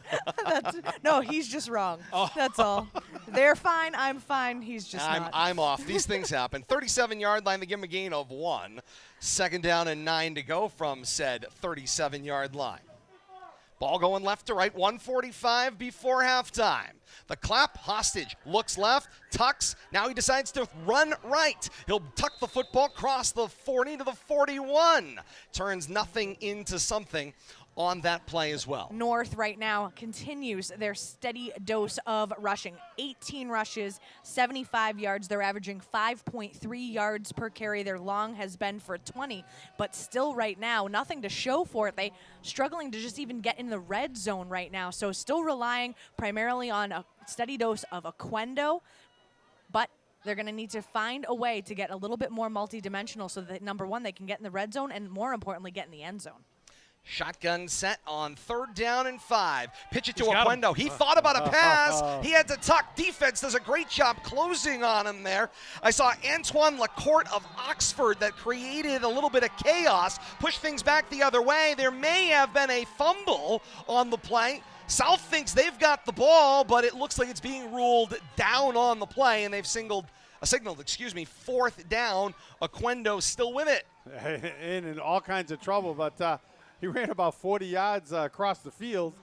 Still ended up losing about 10. Got caught by Big John Ferno from BVT, Yeah. who's he's a large man. He shook my hand the other day, and I said, please give me my hand back. I just want it back. We've mentioned him a couple of times, Coach. Second- He's hard not to notice out there. Second 4th down attempt here for this offense on this offensive drive. They were successful in getting the 1st down the first time. This is going to be about a 4th and 12 here, so decision time. And I saw Orion Cox ready to line up from Fitchburg on the play, and then the final seconds tick off here at halftime.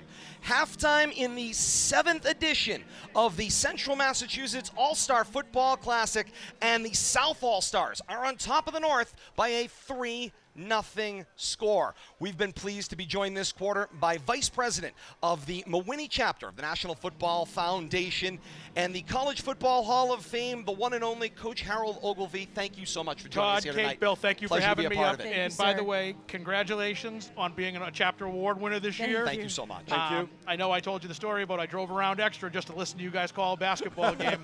I can't wait to see this be put up tomorrow to listen to this. So I appreciate that, Coach. Thank you so much. You're welcome anytime, by the way. I'm going to, Jay Costa will be up. But Todd, Awesome. thank you guys Thank so you much. so I much. appreciate Thank you, sir. Halftime here at Doyle Field. We take a break. We'll be back with more. You are listening to this high school football all-star classic right here on RFM.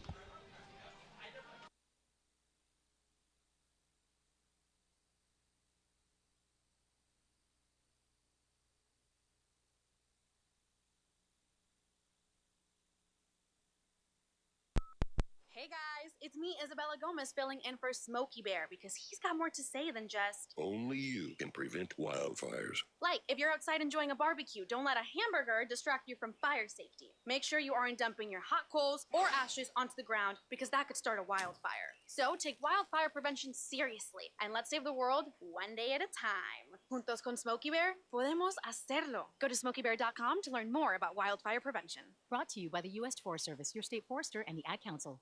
Pa, why can't we telegraph while riding a horse? Son, there ain't no one to blame but Jeffro.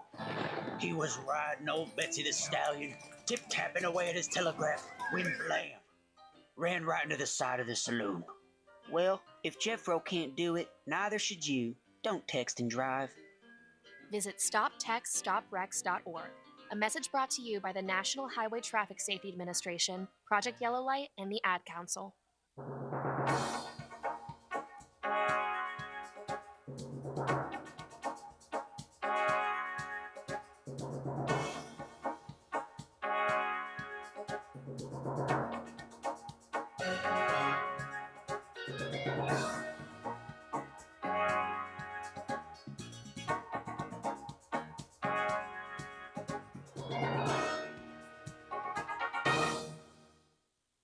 Halftime here at Doyle Field in Leominster, the 7th edition of the High School All-Star Football Classic here in central Massachusetts, and what a game we have been treated to. Halftime here at Doyle Field. South All-Stars on top of the North by a 3-0 score. And what a first half of action it has been.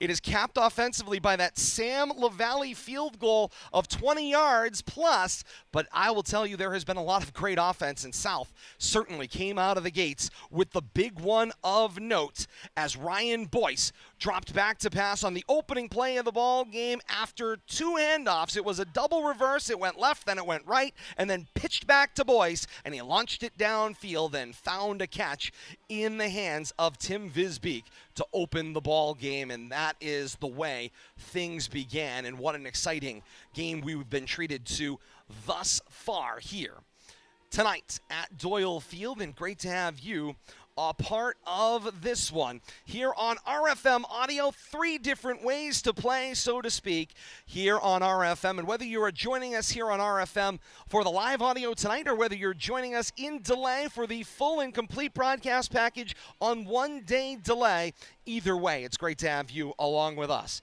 here on RFM. Todd Robbins, Bill Thomas, Kate Robbins, and you. So great to have you along with us. And of course, we mentioned a couple of the players of note here. I want to go back and revisit some of their future plans here. We of course talked about Boyce from Northbridge. Let's take a look his future. We started to kind of discuss a little bit and then got interrupted with a little bit of action. He's on his way to Endicott College of the Commonwealth Coast Conference, and he of course with his teammate Tim Visbeek of Northbridge on his way to the University of New England. So UNE bound for Visbeek in that one as well. Other ones that are worth noting here, players that we want to kind of make mention of as we look at the South squad.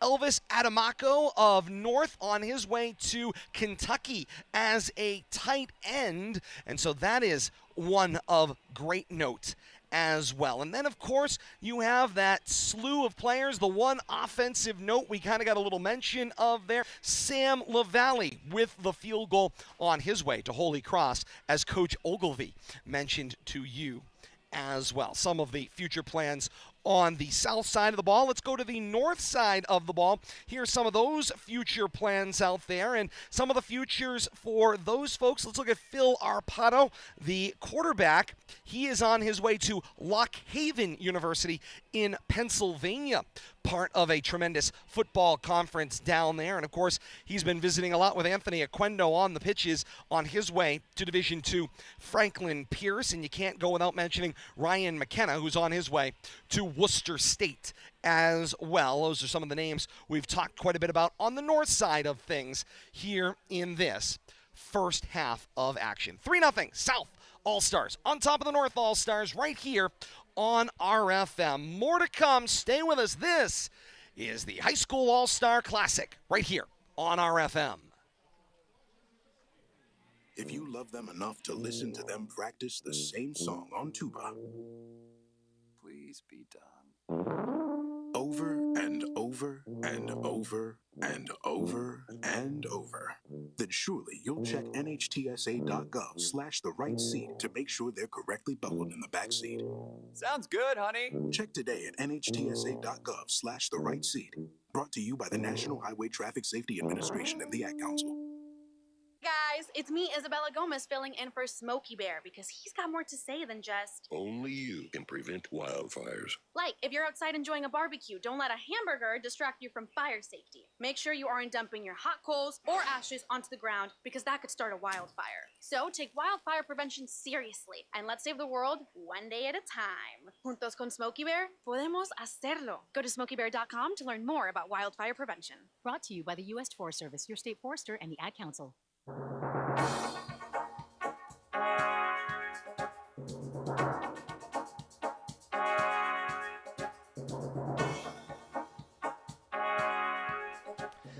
Back to Doyle Field in Leominster, the High School All-Star Football Classic here on RFM, and great to have you with us. A 3-0 halftime score here at Doyle Field. And, of course, getting ready to probably see that second half round of rosters here. And, you know, Bill Thomas, I think thus far, I mean, as far as us having to play Name Drop 101, we're doing what we can to keep up. But, of course, you got to talk about some of the big guys up front, some of these linemen that we've been trying to get their names in with some of the blocks that they've been making. Saw Orion Cox from Fitchburg. He jumped in there right at the tail end, right before halftime, we mentioned. Of course, he's undecided on where his future will lead, whether it leads to football or not, but he had a phenomenal career at Fitchburg that we were very lucky to see develop on the line as well. Yeah, I mean, it's great to see some of these kids get their due, you know, within their own group and with their peers, you know, their other seniors. And I tell you, plenty of emotion on the field, but you know, you can tell the kids that have that little extra edge, you know, can't wait to play that next level. And to play with that little bit of extra emotion, if that's possible. You know, it's hard to say, well, that kid's giving 110%. Well, 100% I think is what we can expect from everybody. Just because things go a little better sometimes, that kid's not necessarily trying harder. I think everybody out here is giving 110% tonight. We saw a lot of emotion in that first quarter. Yes, we did. Kind of toned it down. The officials were a little flag happy, but maybe that's good to kind of give the kids time to get their emotions in check. But it's pretty much what we expected. I was hoping for a little more scoring action, but you know what? Good football is good football. So, you know, it's great to see. I see the Chick-fil-A cow down there passing out some chicken sandwiches, so that's pretty cool. Good sponsor. For the players as well, which I think is just one of the fascinating parts of this. Eat more as well. chicken, the cow says. And the players, I got to get a shot of this. Players are down there with the cow. Amazing, and they're going to jump right in on it as well. This might be the highlight here with the Chick-fil-A cow. I love it. The whole team's with them. 83, but this 84 is what it's all plus about. degrees, right? You wouldn't see this during a regular high school game because No. the seriousness, the coaches would be like, hey. But this is what this is all about. And look at them all diving in, trying to get in the photograph with the cows Absolutely, as with well. the cow. I love it.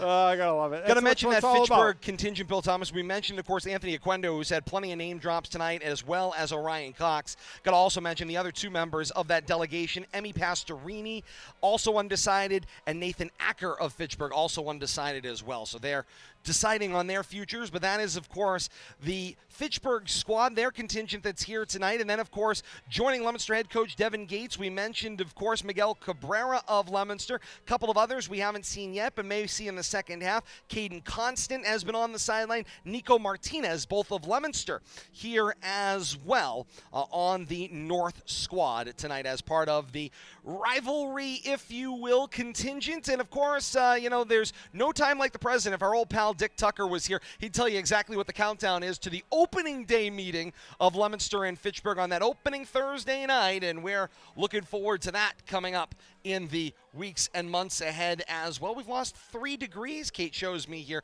down to 80 degrees here, and it may be 80 again on that first Thursday in September when we kick things off with the Kickoff Classic. You're bringing up a good point, Todd. You know, it's not just Thanksgiving now. We're bookending the season with Leominster and Fitchburg. And it's a great idea, and I think for the two cities, it's only going to make that rivalry that much stronger. And we're looking forward to getting to call that action in the weeks and months ahead as well. More fun to come as we march on down to the days ahead, next football season. And, of course, Billy, these folks will be on to their next stop in life, so to speak. But there are a lot of players out there that are going to create space when these folks now move to their next educational and athletic pursuits. And it's an opportunity for new names to join the various rivalries that we see tonight, all put aside to be part of their various teams. And there are some understudies, some underclassmen, and they're waiting for their opportunity. But it's the seniors usually that get the first look and first opportunities, especially as the seasons wind down towards the end of a season. Seniors get a little more playing time sometimes, depending on how the season's going overall. But this is really a time for the seniors to shine. But you're right, the underclassmen are now looking forward to that opportunity. They get to watch their mentors, so to speak, move on and try to fill for some of these players. The underclassmen have some big shoes to fill. Getting closer to second half kickoff here on RFM. You stick and stay with us. South All-Stars on top of the North, 3-0 at the half. Break, and we're back with more. This is RFM. Not completing high school is more of a social thing than it was an academic thing. Even though all these years have passed, I still had that longing to have my diploma. At age 30, Carissa finished her high school diploma. If you're even considering getting your high school diploma, you can do it. No one gets a diploma alone. If you're thinking of finishing your high school diploma, you have help. Find free adult education classes near you at finishyourdiploma.org. That's finishyourdiploma.org. Brought to you by the Dollar General Literacy Foundation and the Ad Council. America, your children have an amazing superpower. They can help save lives by not having play dates. That's right. By replacing get-togethers with virtual playdates and video chats, they can help slow the evil spread of germs. And if your superheroes do go outside, make sure they continue their superhero wing by staying 6 feet away from others to protect everyone in America land. Find out more at coronavirus.gov. A message from the CDC and the Ad Council.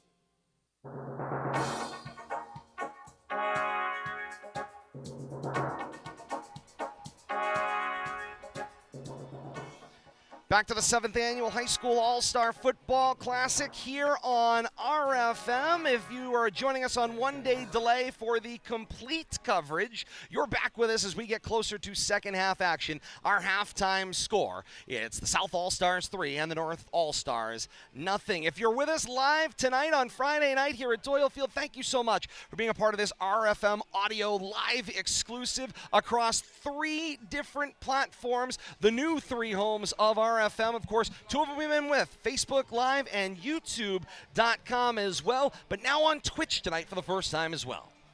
You're absolutely right about that. One of the interesting things here that we're going to have to talk about here going into the third quarter, into the second half, is something that we don't necessarily see all the time at Doyle in the fall. We see it when we're talking about our spring contingent of lacrosse, etc. down here. 7 p.m., okay, June, obviously you're getting into the point of the year. Sun's starting to drop. But you have the longest days. The sun is just starting to get into the eye line of the players. So right now in the third quarter, South is going to be going from left to right. The sun is going to be in their eyes for the entirety of this quarter, which means that North is going to have to contend with that later on. So the sun could become an issue. That's not something that we generally or typically see here at Doyle, especially this late in the evening during a regular football season, but it is something that they'll have to contend with this evening. And the second half is underway. Sam LaValle sends the low screamer down the middle of the field from left to right. And here we go on the return. It's Jason Levin from Algonquin. Fields the ground ball, creates some space up the right side of the field. 10 go 15, 15 go 20, taken down shy of the 25-yard line at the 24. They just scooted it right back up. Just to the 25. Kissing that 25-yard line. 25-yard line. 6 seconds into this third quarter and a 3-0 South lead, and we'll see how the rosters shuffle here as we go into the second half. Not much change on the north side offensively. Arpado continues at the quarterback spot. Certainly not what I was expecting.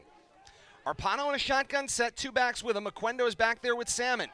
Snap, back to pass, dances in the pocket, looks out to the left and throws. It's long and incomplete. It's Ryan McKenna, the intended receiver, and it falls incomplete. Colin Wynot on the coverage as well downfield with Nolan Ledger of Shepherd Hill. Only the 5th attempted pass on the game for North's offense. They are, let's see, 3 of 5 for completions, a total of 9 yards as a team so far this evening. And so the Who play is 63 because comes in from the he's sideline. from Marlboro, is he not? He is 63. 63, and yes, Kate. Massive. Eli Hintz dropped him in earlier, playing that left guard spot, and yes, he is an imposing presence, especially when you look at the left tackle who is outside of him and about 1/2 his size. That's amazing. Snap, and the ball goes back.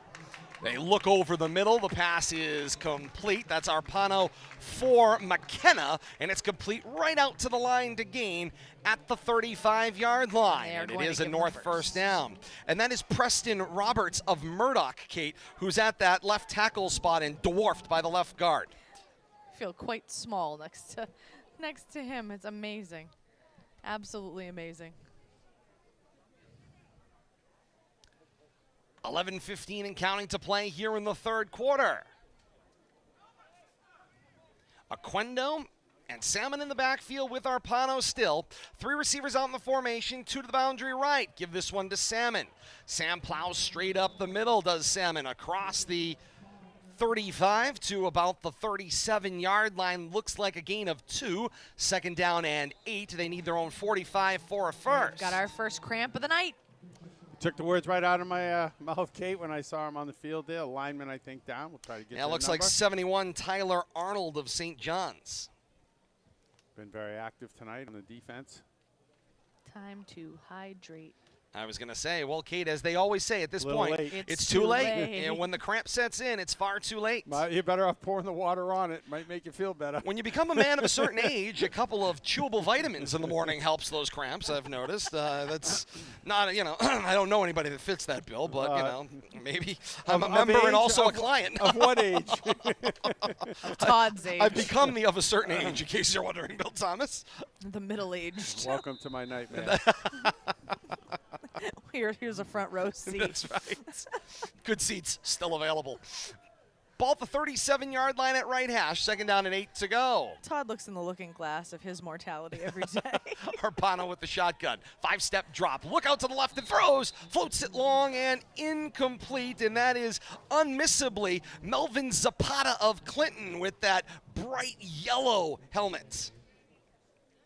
Zapata was a phenomenal running back and, of course, would also be a slot receiver from time to time for Clinton as well. We enjoyed a great matchup between Clinton and St. Bernard's during the COVID protocols. Yeah, and I think what you're seeing there is probably a byproduct of lack of continuity and timing because those kids haven't worked together, and that'll lead to the overthrows and, the errant passes. Probably the most difficult part of the game is to get the passing game down in this type of all-star format. Zapata will now flank out to the right of the formation. He'll be tucked tight, boundary to the right. Zapata's on his way to become a Ram. Go Rhodey as he's on his way to the University of Rhode Island. Arpado back to pass, uncorks down the middle of the field, long and incomplete. He missed a streaking bass by about 1.5 yards. That was beautiful. Had that gone, he would have had 6 all the way, and that would have been just an absolutely immaculate pitch and catch. Marcus Bass of Hudson on his way to Worcester State, and I hope he's joining the track team. What a sprint, straight out from the snap of the ball into open space, and the defense was just hoping to catch up. Getting another punt, though, coming up here for North. North's offensive drives have finished like this. Punt, turnover on downs, halftime, punt. It's not for a shortage of other offensive players they have over on the sideline as well. They have the smaller roster of the 2 all-star teams, but certainly aren't short on players. Punt away, fielded on the 1 hop, and here comes the return, working its way up the right sideline, cross the 35 and shy of the 40, as pushed out of bounds on that play. Looked like 86 Ryan Coonan of St. John's on the return. Decent starting field position for South yet again here in the second half. Their starting field position has certainly outdone that of North thus far. They're going to be starting on their own 39-yard line. Let's take a look at how their offensive drives have gone in the first half. Turnover on downs, punt, 32-yard field goal, punt. That means it's 3-0. South All-Stars on top of the North All-Stars. It's like a baseball game broke out when we were invited. It's 3-0. Sam LaValle of St. John's, the field goal kicker. He's got my MVP vote thus far. Indeed he does. Shepard, the Quabog quarterback, continues in the spot for South as they've got the ball 1st and 10 at their own 39. Give to the motion man. He'll wrap it around left end. It's Cam Jenkins of Shrewsbury with his first carry. He pushes the football out to the line to gain just about at that 49-yard line. Are they going to give him 9 or are they going to give him 10? And that's the Nope, left-right they're going to give him 10. spot.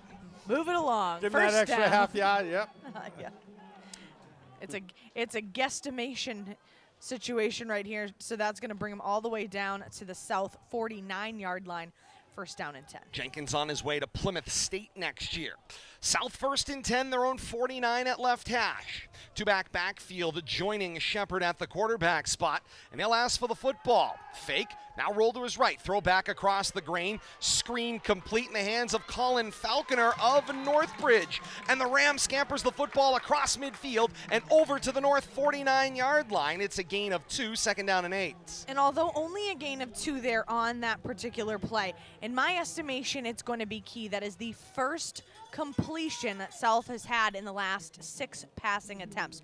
So again, only a net gain of 2 yards there. Yes, it was on just a little tiny screen over the top of that initial defender that had made penetration. It was in pursuit of the South quarterback, but it's a completion nonetheless. You move the sticks in a positive direction, and now maybe if you're South, you can get things going with that aerial attack. And Falconer takes his services to Eastern Connecticut State next year, or at the very least his educational pursuits. Falconer gets the handoff on back-to-back plays, and this time scampers straight up the middle of the field, right down the right hash mark across the 45-40, stopped shy of the 35 at the 36-yard line. It's a gain of 12 for Falconer and a 1st down for South. Bryce Kissy making a defensive stop there in the backfield, but not after a big run right there. Already 2 1st downs here for South on this offensive drive, so that's more offensive production than either side has seen in a while. Staring down the barrel at the red zone as well. John Vicker of South is the center right now for South. Shotgun set.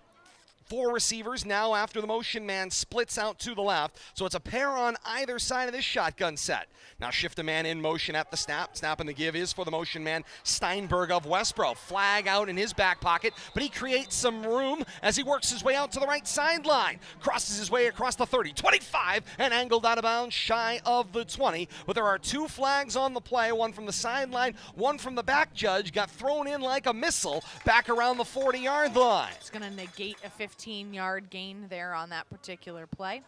And it's likely to back things up another 15. The block in the back signaled against South, so they will enforce from the previous spot. 7:46 to play here in the 3rd quarter, and a 3-0 South on top of North in this All-Star Classic. Thus far, the one scouting report that we heard that has held true, that is, this has been a notoriously close game to join the other 6 in this series. If you weren't with us off the top of the broadcast, South and North playing 6 previous meetings prior to tonight. Each region has won 3 of those meetings. Shotgun snap for Shepard. Put this into the hands of Steinberg. Steinberg goes laterally out to the left across midfield, leans forward back to the line of scrimmage, and no gain on the play. It will be 2nd down and long still. South needs the North 27 for a 1st down. Sutton's Noah Ostrowski, number 44 for the North side. Oh, pardon me, 44. Connor Salmon. Nope, that's not right. Noah, Connor Salmon. Okay. Connor Salmon from the North squad had the ankles of the rusher there and just missed. He was so angry when he came up. He had great penetration. He thought he had that running back in his grasp. Eventually, it turns into a no gain on the play, but he wanted to be able to get some negative yardage there and just was not able to. Noah Ostrowski, also of Sutton, a fullback as well. This give handed to Ryan Algieri from Burncoat. He bounces it out to the right, angled forward across midfield and taken down at the 46-yard line. Bryce Kissy making his presence known there, coming in with a nice flying shoulder tackle. 6.5 minutes to play here in the 3rd quarter, and a 3-0 lead for the South All-Stars on top of the North. North looking to defensively get this South team off the field. Kwasi Ajayi of Wachusett out there on the defensive side of the ball, playing the defensive tackle slot to the right. And now whistles kill the play. There's some confusion there on the offensive side of the ball, so South looking to talk things over here. That's just their first time out here of the second half, so they still have 2 more in their back pocket. But you could see there was a little bit of confusion there. There was some traffic being directed by the quarterback. He had 2 backs in the backfield, and he was kind of shifting the puzzle pieces around, and it doesn't look like the coaching staffs, especially third down and long here, really wanted to make that a guessing game for their offense. And so smart move, take a second, take a tick, have a conversation. You're in third and long. You want to be able to convert here because right now you're in the driver's seat, but time is ticking. At halftime, I was remiss. I missed one member of this Fitchburg delegation, Samson Faulkner, and I am quite remiss in missing that one. Faulkner had a phenomenal career at Fitchburg, capped off by a great senior season. Just saw him coming off the field at the timeout to join the defensive huddle over here on the near sideline for North. So 5 Red Raiders on this North squad. Third down and long coming up here. The ball will be snapped at the North 46-yard line from right hash. They need to move the football south all the way to the North 27-yard line for a first down from left to right. Shepard in that quarterback spot. 4 receivers out in the formation, a trio to the left. Shepard gets pushed, backside pursuit, open field, sack, and a beauty. What a great hit on the play. It's Nate Acker of Fitchburg. Tick another Red Raider with a great sack on that one. It's a loss of 11 on that play. And it'll be 4th down, and you can't see the sticks. Back across midfield to the 44-yard line of South, needing to move the ball for a first down to the North 27-yard line. You know, and I think Nathan heard you talking about the Fitchburg contingent. Figured he'd get his name front and center. Good job right there. And Sam LaValle out in punt formation. Stands at his own 31, and a flag gets dropped on the field as it's an all-star game, and we've got 1 too many. 12 people on the punt team on the south side trying a little extra protection. Bryant Johnson of Sutton says, I'll volunteer to be the 12th man and head toward the sideline. I volunteer as tribute. I forgot it was 4th down. On his way to a lovely Sacred Heart University in Bridgeport, Connecticut, LaValle gets the 4th down snap, punt away. The rugby style rolls across the 40-35 and is touchdown dead at the 31-yard line. Killed on the play there by Tyler Burns of North. Well, that's Worcester North, but playing on the South All-Star squad in case you're scoring along at home. You're the only one with a bingo card here, kiddo. How you doing over there, by the way? Burns is undecided. Need a few more players if they want to know. Like, I feel like, you know, when you get that bingo card, you reach that point in the bingo game, there's like 3 balls left, and everybody's got them. You want to just start shouting out numbers. We need number 25, Trey Bush of Lunenburg, who we haven't seen yet on the field tonight, but he got name dropped. Or maybe we need Robert Feliz of Clinton, wearing number 8 tonight for the North squad. You never know. Check off a few as the game progresses. You're wild. Did I mention Caden Constant of Leominster? You already did. Also yes. playing tonight. Arpado with the snap, back to pass.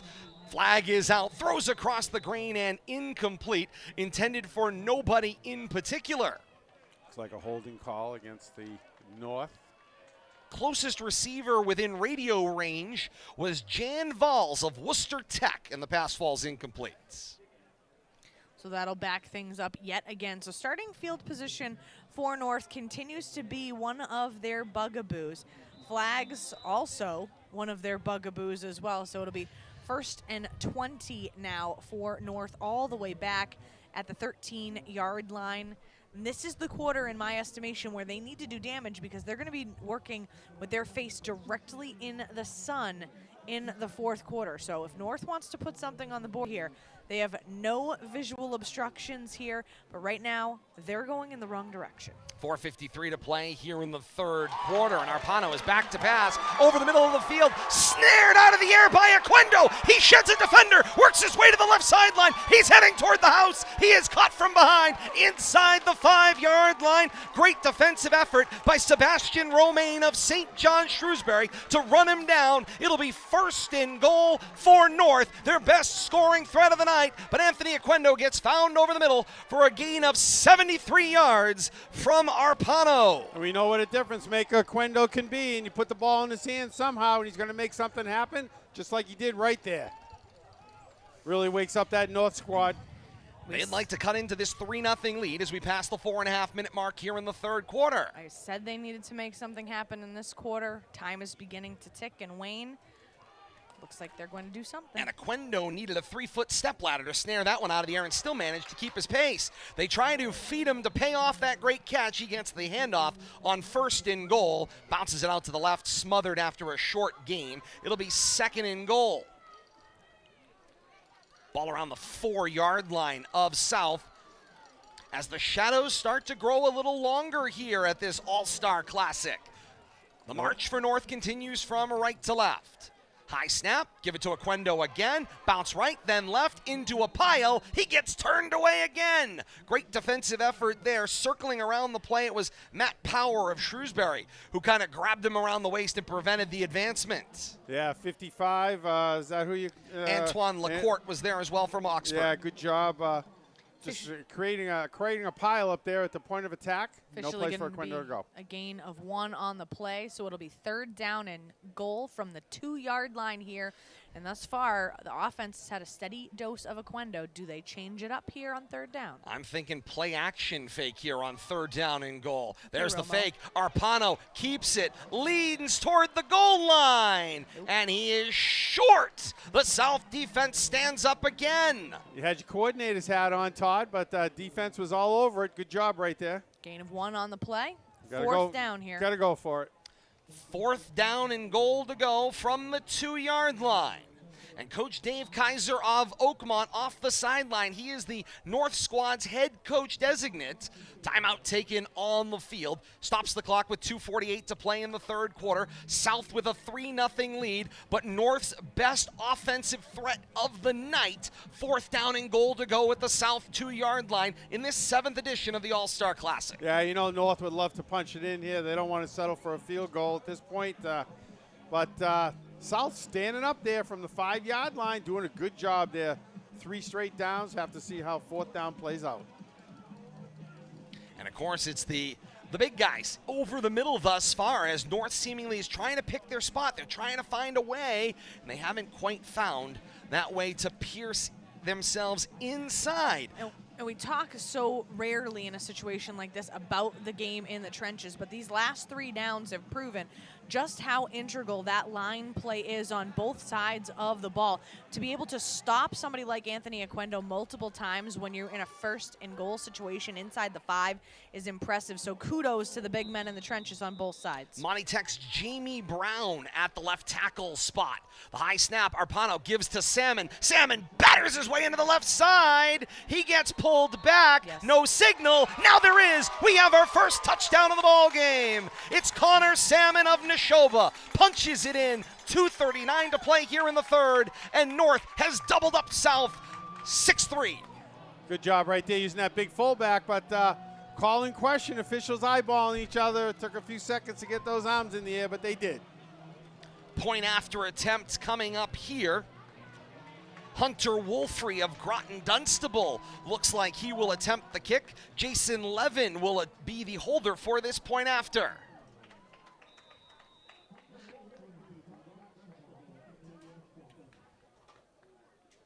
Wolfrey marks off the distance. Snap, ball down. Little pooch kick toward the uprights left, and good. And back up the field come the teams. 2:39 to play in the third quarter, and North has got themselves on a board in a big way as the North All-Stars grab the lead from the South for the first time tonight. It's North 7 and South 3. And on that extra point there, nice show of respect, no aggressive blocking there. Let the kid do his job, and he did. Good job. And he finished that opportunity as well. And so now all of a sudden, Kate, the attention turns to South, who have owned the offensive control tonight. And now all of a sudden, they find themselves down 4. And now you have to start talking about the fact that they haven't produced a score that punched into the end zone. Well, if you take a look at the stats right now, one of the things that, to me, in my estimation, is concerning is that the South squad, they have 65 yards of aerial offense. The problem is that they have, like, almost 10 incomplete passes. So they've been getting a large chunk here and there, but they're not consistent with their aerial attack, which certainly makes sense. These players have barely ever, met, let alone played with each other. Their rushing attack, they've only been able to get 50 yards on offense on the ground. Coleman hostage with the left-footed kick. It goes down left sideline. It hops up. It hits the return man in the helmet. He'll now march his way forward into the pile, cross the 20, and stopped up shy of the 25-yard line. But way to keep his wits about him. That was Steven Ceccarini again from David Prouty, was able to keep sight of the football even though it was kind of velcroed to his helmet. Yeah, South almost putting the ball on the ground there, live ball, but good job. I tell you, the emotion on this north sideline have really ramped up here in the last 5 minutes. Score and play really woke them up, and now they can't wait to get out there on defense. Officially, the ball being spotted at the 26-yard line. Difficult field position for the South squad. Third quarterback of the night enters the ball game for the South squad. This is Cam Ayat from Millbury. And he starts with a pitch to the left. No gain on the play. Goes for no gain, and the run was in the hands of Phil Johnson. Ayat's on his way to join the Lancers of Worcester State University in the fall. Second down and 10 to go. Ball at the 25-yard line at left hash. Ayat checks the man in motion. It's Ceccarini. He'll set up trips to the left. Now Ceccarini comes back to the right at the snap in motion. He gets the handoff, and it is sniffed out in the backfield and taken down on the play. That's Feliz in the backfield. A great play. Robert Feliz from Clinton. Maybe a loss on that play. North doing a good job right here after scoring. It's kind of like baseball. You want to have that shutdown inning. North trying to have that shutdown series right here and get the ball back. Feliz takes his educational pursuits to Stevenson University in the fall. Shotgun set, trips to the right. The clap back to pass. Looking downfield is Ayat, throws out to the right, and it is caught, but then ruled incomplete. Skipped the ground. They say it was a trap. On the ground. Official right there on it. Sideline official.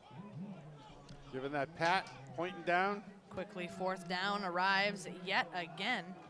1 minute, 11 seconds to play here in the third quarter. 7-3, the lead for North, and they have defensively forced another punt. Proof that Fitchburg and Leominster can get along. I just saw Cabrera give a little low five action on the field to Nate Acker. And Kate, we talk about it in this rivalry all the time. It's a whole new ball game. These players play with each other long before they become part of the red and gray and the blue and white. I saw nothing. Ball gets knocked down on the play once again as Tyler Burns smothers it up. They say the contact was made on the south side of midfield. It looks like the mark is about the 43-yard line, give or take. 58 seconds remaining in this third quarter of the 7th All-Star Classic for Central Mass. 7-3 is the lead right now for North over South. Looks like we might have a new quarterback coming out to run the offense here for this series. Trying to see who. I don't see a Sequendo. Looks like Coleman Hostage. Coleman, there it is. Hostage has switched back and forth with Phil Arpado of Lunenburg. Hostage from Algonquin, and he was their Wildcat-esque quarterback that led the squad this year as well. Bass is signaling over to the sideline from Hudson. Go pattern. I want to go as he is slot receiver to the left. On first down, the direct snap to Salmon. Salmon with some room, straight up the left side. Cross the 40 to the 37-yard line from right to left. Good job there with the multiple running backs Running that Wildcat, you're not sure which way the snap's going to go. Kate, Nice job by Salmon, make a nice 8-yard gain. Kate, I had an attack of being a classroom teacher. I see somebody raising a hand. I want to call on him. Yes, Mr. Bass? I was waiting for... What do you got? What did you see? I have nothing, Mr. Robbins. I have nothing. I wasn't trying to get your attention, teacher. Josh Seidel comes in for Clinton. He will be the receiver wide to the left. Hostage with the snap, and the give goes inside for Salmon, and he gets hog-tied and taken down around the 35-yard line. Enough to move the chains. Did you hear the kid? What did he yell?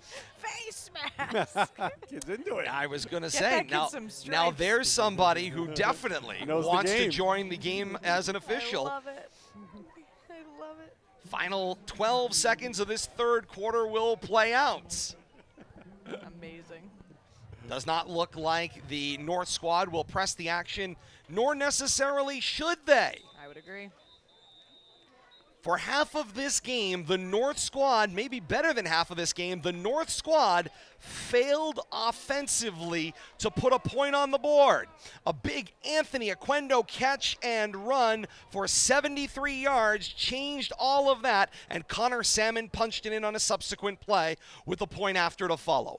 Through 3 quarters here at historic Doyle Field in the 7th Football All-Star Classic, it is North 7, South 3. A break, and we're back with more. This is RFM. As the COVID-19 vaccines become available, you may be asking yourself, should I get it? Will it help me get back to doing the things I love, like meeting friends or traveling? And can I do it without putting my family at risk? You've got questions. That's normal. So visit getvaccineanswers.org for the latest information on the COVID-19 vaccines. Getting back to the moments we miss starts with getting informed. It's up to you. A message brought to you by the Ad Council and the CDC. Hey everybody, it's time for today's STEM tip. Want to know how to make your selfies even better? Okay, let's use science. The best time for photos is golden hour. That's the moment right before the sun sets, when the atmosphere scatters blue and violet wavelengths, making perfect, soft, and golden selfie light to show off that beautiful face of yours. Click. Check out Chic and STEM for more inspiration. A message from the Ad Council. Back here on RFM, 4th and final quarter underway, and there is a fumble on the play, and South comes up with the football. Start the 4th and final quarter, the all-important 4th and final quarter, with a fumble recovery for South's all-star defense, and they've get the ball back, chasing 4, and not a moment too soon. A little trouble with the handoff there. Ball's on the ground. South defenders all over it.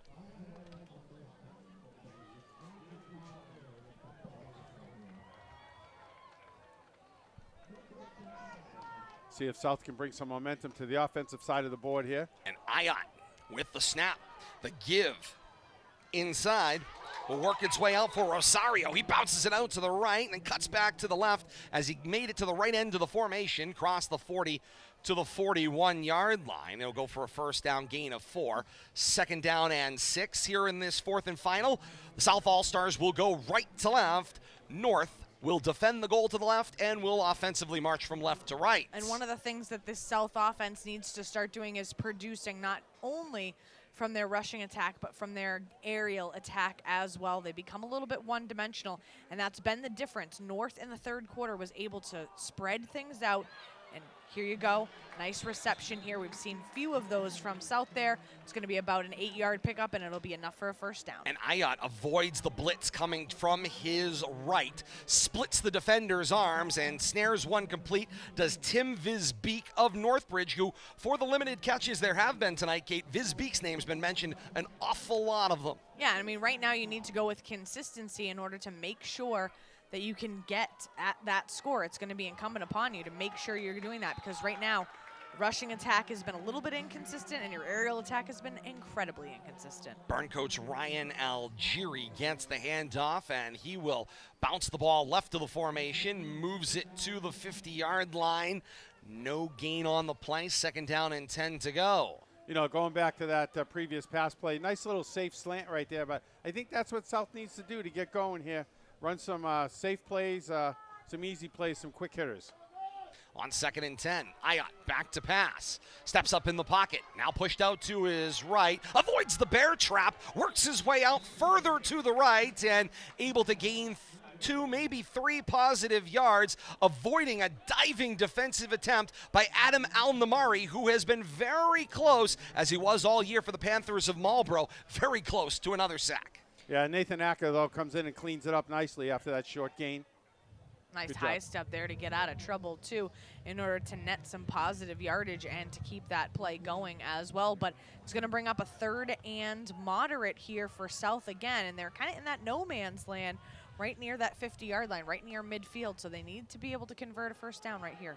3rd and a short 7, and the handoff goes inside for Algieri from Burncoat again. He bounces it out to the right, back to the line. Flags are up on the play, and the officials will step in on this one. This is going to be some extracurricular activity. Looks like some emotions, and nice play before we get the penalty call by Connor Salmon there to track down that running back from behind, but probably some words exchanged after they got up. So after the play is over, it's going to be against the offense. Not good. And that'll be a 15-yard penalty. Definitely, I believe it was sorry, Todd. No, go ahead, Bill Well, Thomas. I believe it was a personal foul. Dead ball penalty. It's still going to be 4th down now, so they lose the down and they get 15 yards tacked on in the wrong direction. South All-Star team already here with 60 yards in penalties. To be expected in one of these type of all-star games, especially where most of these players haven't played organized football since Thanksgiving at the maybe best case. I'm a little surprised with the number of personal fouls. Yeah, I think it's emotion. We're seeing emotional fouls, Yeah. I think. In a lot of ways, I would agree. Yeah. No love lost on either side of this rivalry, so to speak. What a punt. LaValle with a great punt going Wow. downfield. Oh. It is muffed, and a great play by Bryce Kissy of Abbey Kelly to scramble at the fingertips and reel the ball in. Somehow, some way, he hangs on to it. Woo! An all too close moment there. But North maintains possession, 1st down and 10, their own looks like about 16-yard line. Inside the 20, 16. See Brian Melendez of Lunenburg coming off that special teams series for the North squad, along with Luke Patton of Wachusett and Nathis Bonfont from West Boylston. That sun really now starting to become a problem, and North on offense is looking directly at it. So not necessarily going to be too big a deal for their aerial attack if they're able to get their receivers to turn their head backward, but could be tricky. Phil Arpado back at quarterback. He has the snap. Gave it to Orquendo, or maybe just momentarily faked it to Orquendo. He ended up back with it and kind of got moved in the pile to the right and then just kind of stopped. Forward progress is going to be the line of scrimmage, Yeah, so no it'll gain. be no gain on the play. 2nd down and 10 from the 16. 8:45 and counting to play here in the 4th quarter, and the North lead is 7-3. North in no hurry here either. I see Shrewsbury Athletic Director Jay Costa within our general reach, also the president he's of the National avoiding Football us. Foundation. I'm sure he'll stop by and join us. Stop by. Coach Ogilvy booked him a reservation, so. He told us how much he enjoys public speaking at the awards banquet. So. Indeed he did. Oquendo will flank out to the left. He will be slot to the left in a 4-receiver set. Arpano back to pass, hits the back foot, looks over the middle of the field, passes long and incomplete, and flag is out from the back judge. Ryan McKenna with a little enthusiasm post-play because he felt like he got roughed up on that one. Yeah, I'm not sure we got pass interference or maybe It is pass interference against the South squad. I don't know if it might have been a defenseless receiver, but it's going to be a big one on the defense nonetheless. Line of scrimmage penalty, I believe, on this type of call at high school. A couple of defenders in the general area. I saw Isaiah Carparier of Doherty in the neighborhood. Also got John Malissi of St. John's joining the fray off the substitution. He'll be playing the defensive back left of the formation. Looks like we're going to have, it's going to lead to a first down too, I believe. A little confusion here on the field where we're going with the markers. the markers, the spot. They're trying to decide where, yeah, it's first down. They're a little slow with the chain gang. You know, it's summertime for them, too. Absolutely. So they found their spot. They got it. First down. Just first ahead and of the 10. 30-yard line, called the 30 and 1/2. Arpado in a shotgun set on first down. Aquendo checks in motion. Arpado the snap. Gave it inside. That looked like Salmon, and he got hit almost immediately. Power from Shrewsbury in there, and he gets tied up with Marlboro, and there's no love lost between the Colonials and the Panthers. And Steven Solano in there leading the charge also. Last one to get up from the bottom of that pile.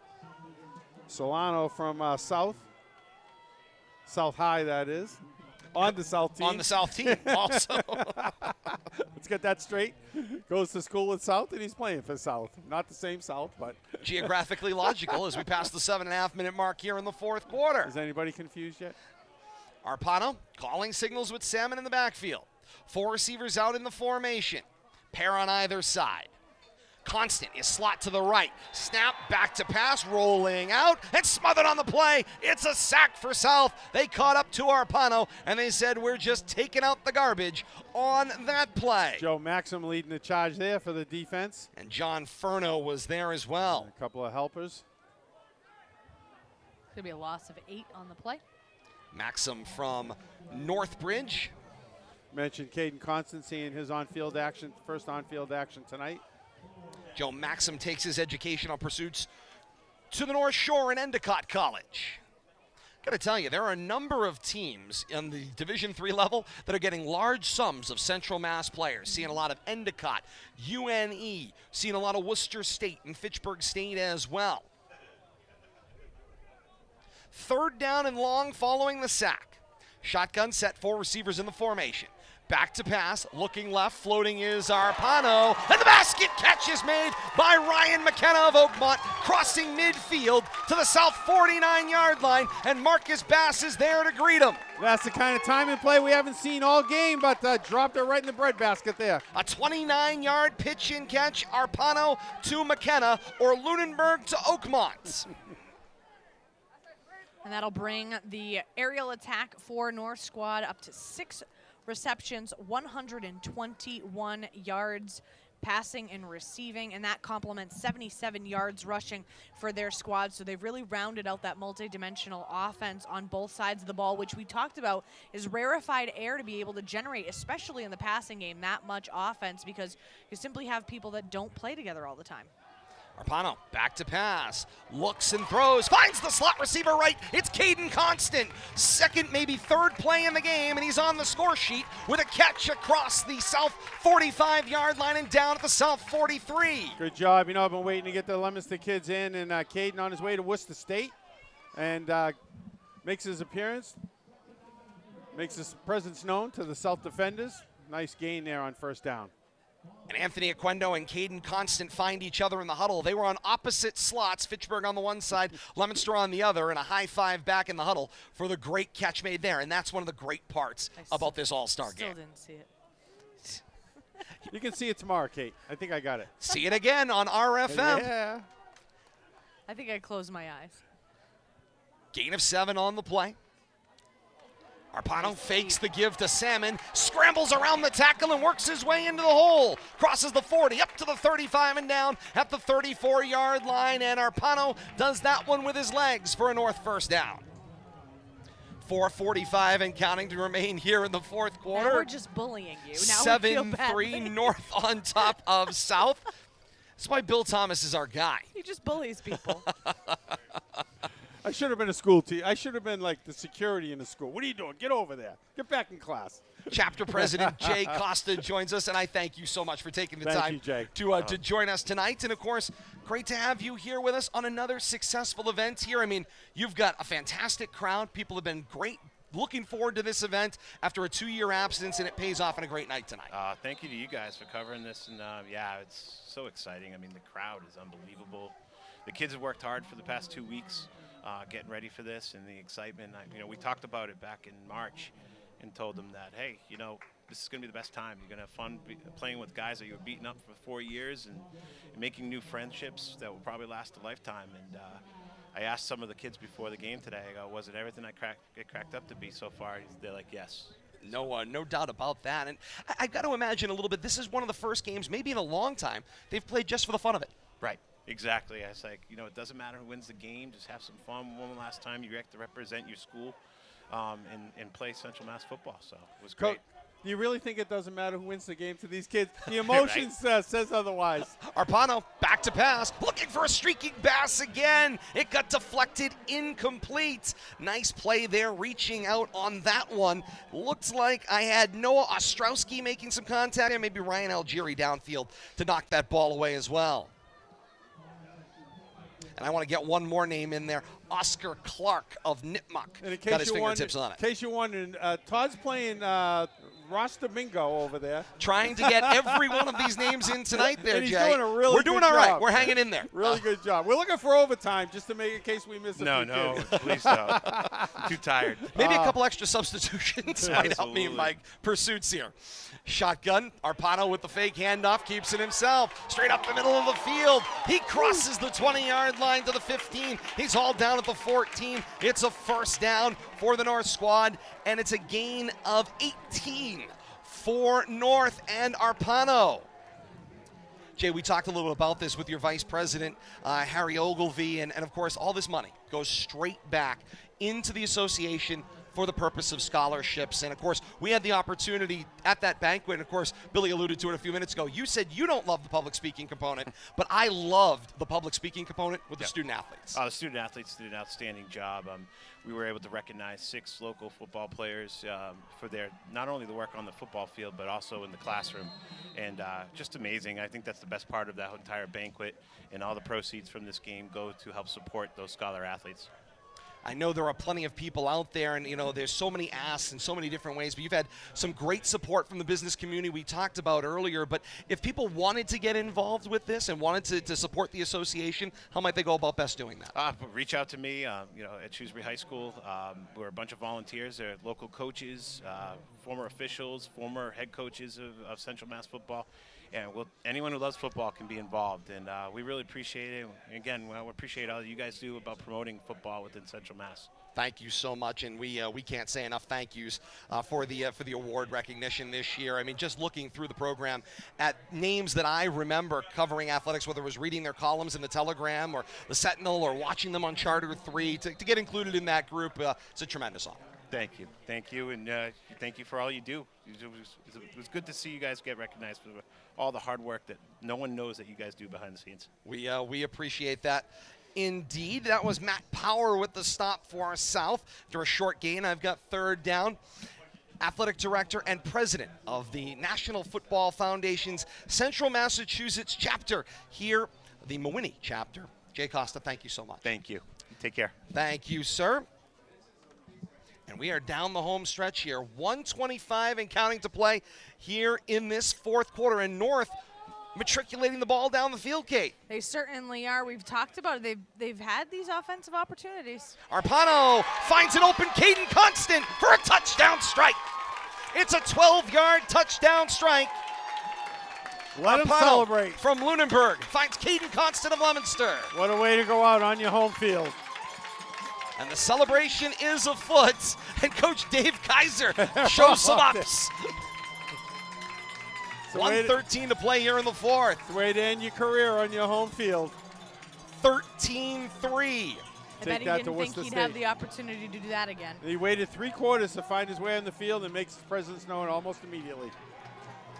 North on top of South. Point after pending here. Hunter Wolfrey to attempt the point after. Jason Levin to hold.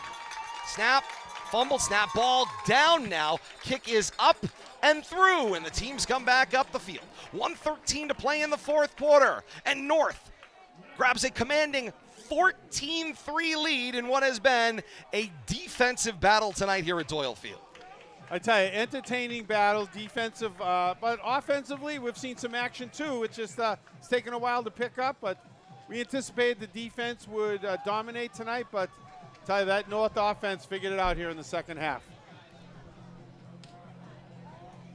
Great to see Caden get his last hurrah here, and he had some injuries he's battled. He really fought his way back on the field this year and proved his worth, and he really stepped up right there at a point in time for his team and made, I don't want to say game clinching touchdown catch there, but looks pretty good right now. Bill Thomas, I'm going to clear my bingo card here from North. Jake Jones of Marlboro on the North squad tonight. Nico Martinez from Leominster, along with Colin Johnson of St. Paul. Connor Capone of Maynard. Andrew Abrokwa of Abbey Kelly. Xylus Abney of West Boylston. Owen Cato of Maynard. Lincoln Ashline of Clinton, and he played phenomenal at the defensive back spot in a game we saw earlier this year. Ethan Gerard of Murdoch, joined by Cam Giannetti of Marlboro. Joe Scangus of Algonquin rounds out our north side roster card here. Got a little more challenge in a minute 13 to get the South squad in, but we're going to get them in to this broadcast. Good luck. The line drive kick, it's fielded on the one hop from a dead stop. Xavier Rosario picks it up, and now he will be pushed out of bounds in gang fashion. That's enough, boys. And the officials will hustle in there to make sure everybody clears up there, and you could just see the enthusiasm about this one. And for this North squad, they had half as many players, Kate, as the South squad did. Well, and you mentioned the fact that having more time out there may have gotten them on a bit of a roll. You're able to kind of get into a rhythm, which is excellent if you're North. So you kind of take it at going from a disadvantage to an advantage. The other thing, that last offensive drive for North, 8 minutes of game time off the clock at an 8-minute drive. And they started on about their own 30, I believe. They started on the 16. 16. It was an 84-yard drive.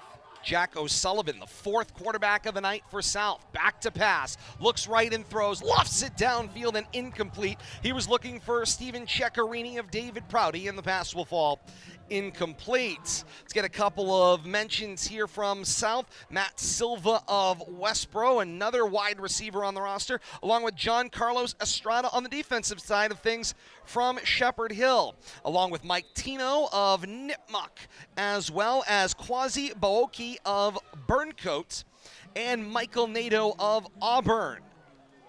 Second down and 10 to go. O'Sullivan in the shotgun set. 4 receivers in the formation. O'Sullivan, a 5-step drop. Look over the middle of the field. Then the pass is incomplete. And some pushing and shoving breaks out after the fact. Whistles and flags kill the play.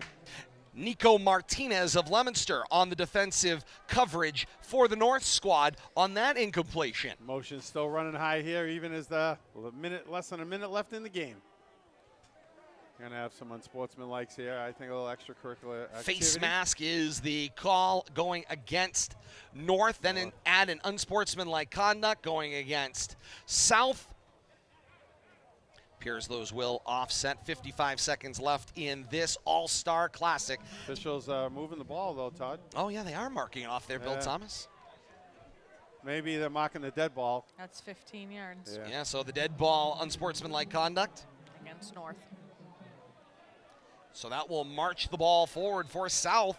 Give them some better field position here as they chase 11. Sure, they'd like to put one more on the board here. Without a doubt. Finish their career on a high note, the kids that are on the field right now. O'Sullivan is the quarterback to do it. Trips to the right of this 4-receiver set. O'Sullivan the snap. Hard boot to his right. Throws underneath for Ceccarini. Pass is caught, and he's whipped down at the 48-yard line. It goes for a gain of 8. It'll be second down and 2. Trying to see, and on the tackle, it looks like 6, I believe. Yep, that'd be 6. Nathan Acker from Fitchburg.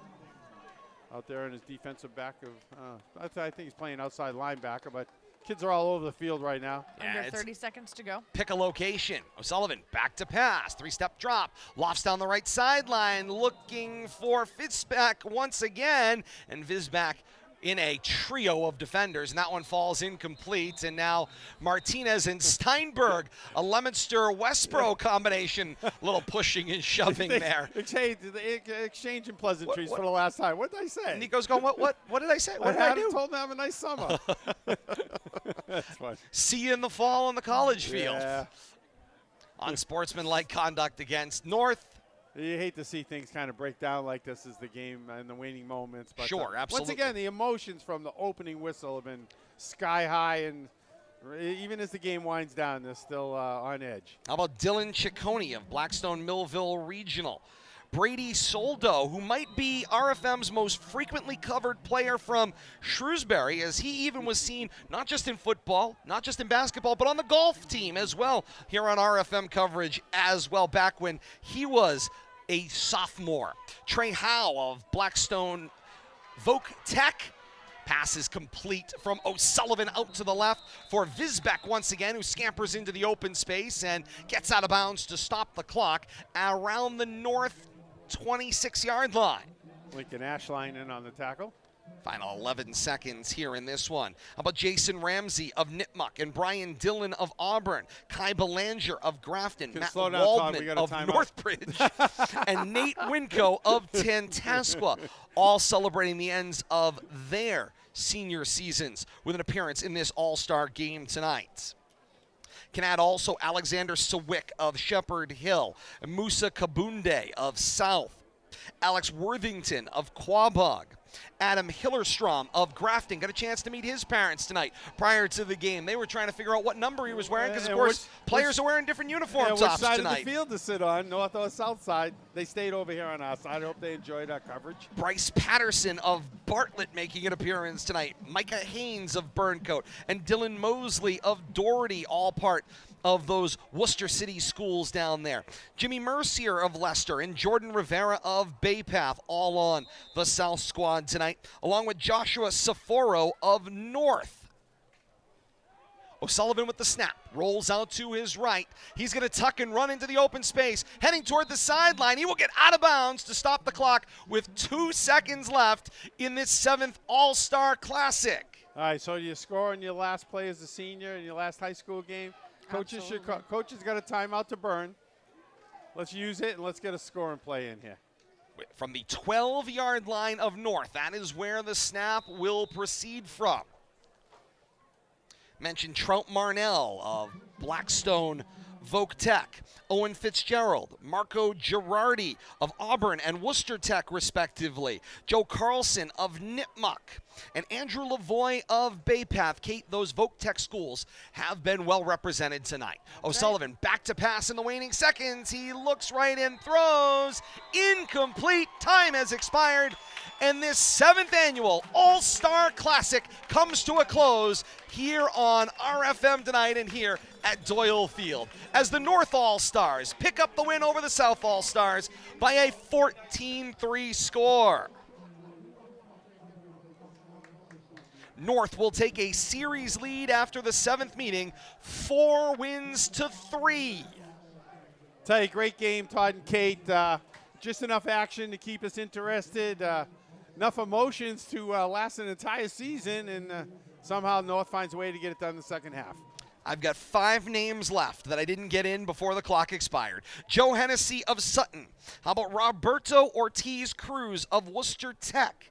Kevin Cunningham of Bay Path, Kevin Paulino of Sutton, and Nick D'Agostino of Leominster, all making All-Star Game appearances tonight and completing every single one of those All-Stars that are part of this one, deserved the mention and got mentioned on this RFM broadcast tonight. Hope you've enjoyed this audio exclusive here on RFM. And I think the numbers are somewhere around 120 participants, not counting coaches and officials. You know, took a whole village to put this one together, and it started with all the kids that committed to this, even the injured ones that showed up here to support their teammates.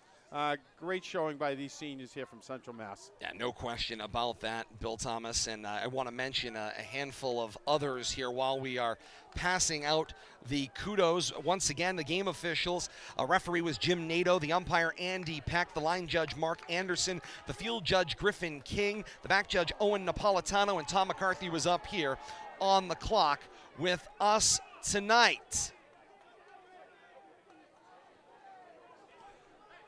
Some pleasantries here being exchanged down in the field.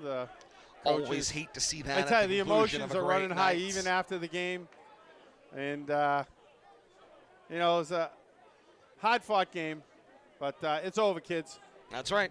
Time to move on. The end has arrived. I am desperately searching my books here to try to find the board of directors here for the Mooney chapter of the National Football Foundation.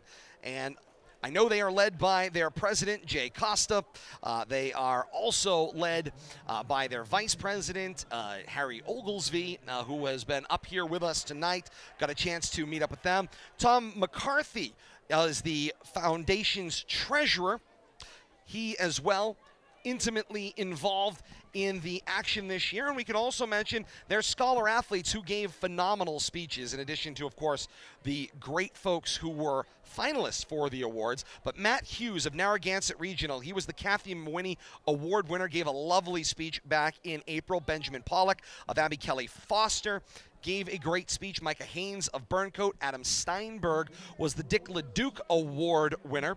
Then Ryan Gentlucci of St. Paul's and Seth Larson of Leicester, all winning. They were the 6 athletes that were named scholarship winners in the action back in April at the Marriott Courtyard in Marlborough. Officials getting together from this one to make final decisions on the award winners here tonight. South MVP. And the South MVP. Sam LaValle. Yeah, 39. Sam LaValle, well-deserved. Kicker. He had the 20-plus yard field goal. The lone points tonight scored by South offensively. Good job by him being recognized. He was the offensive MVP, now the defensive MVP, excuse me. Celebration ensues. Stepping forward, John Furno of Blackstone Valley Tech. We called his name plenty tonight. Yeah, a very active game for John there, and well-deserved recognition in his final game as a high school senior. And now they move over to the North squad.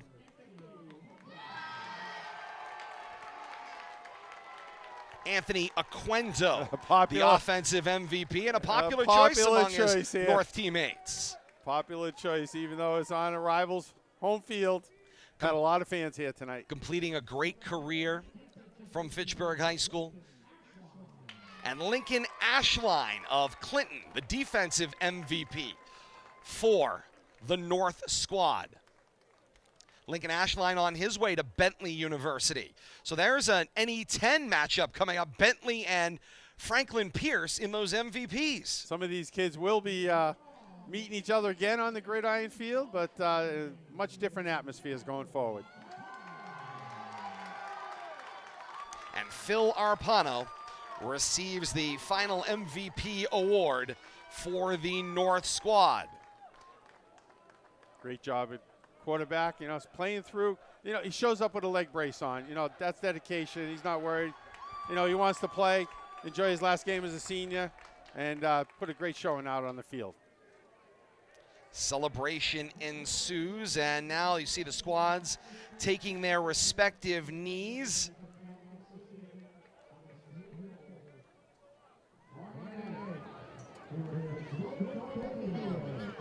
As they meet with Jay Costa, Athletic Director at Shrewsbury, President of the Central Massachusetts chapter, the Mwini chapter of the National Football Foundation, and the Vice President, Harold Oglesby, who are meeting with them at midfield to put a punctuation on this one, which means it's time for us to put a punctuation on this broadcast tonight as well.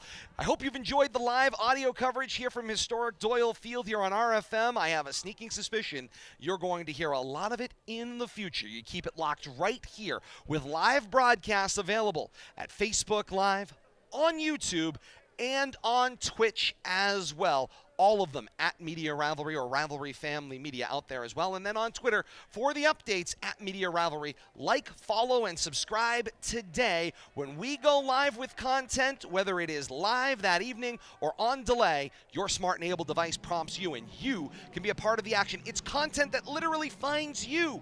How much better can it possibly be? If you've enjoyed the live coverage of this one tonight in the radio-style play-by-play, join us again tomorrow night on Saturday on YouTube On Demand and on Facebook Live. We'll have all the action for you in the full video-audio replay. That rebroadcast coming tomorrow on these same RFM emerging media channels.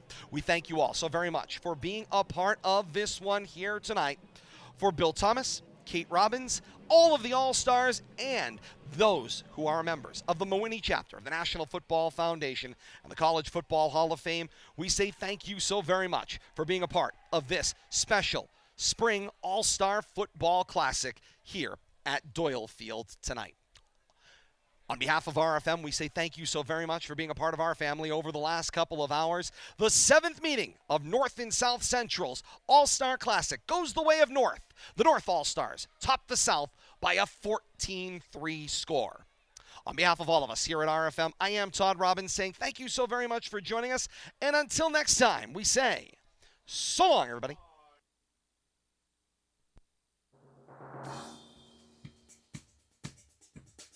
Thank you.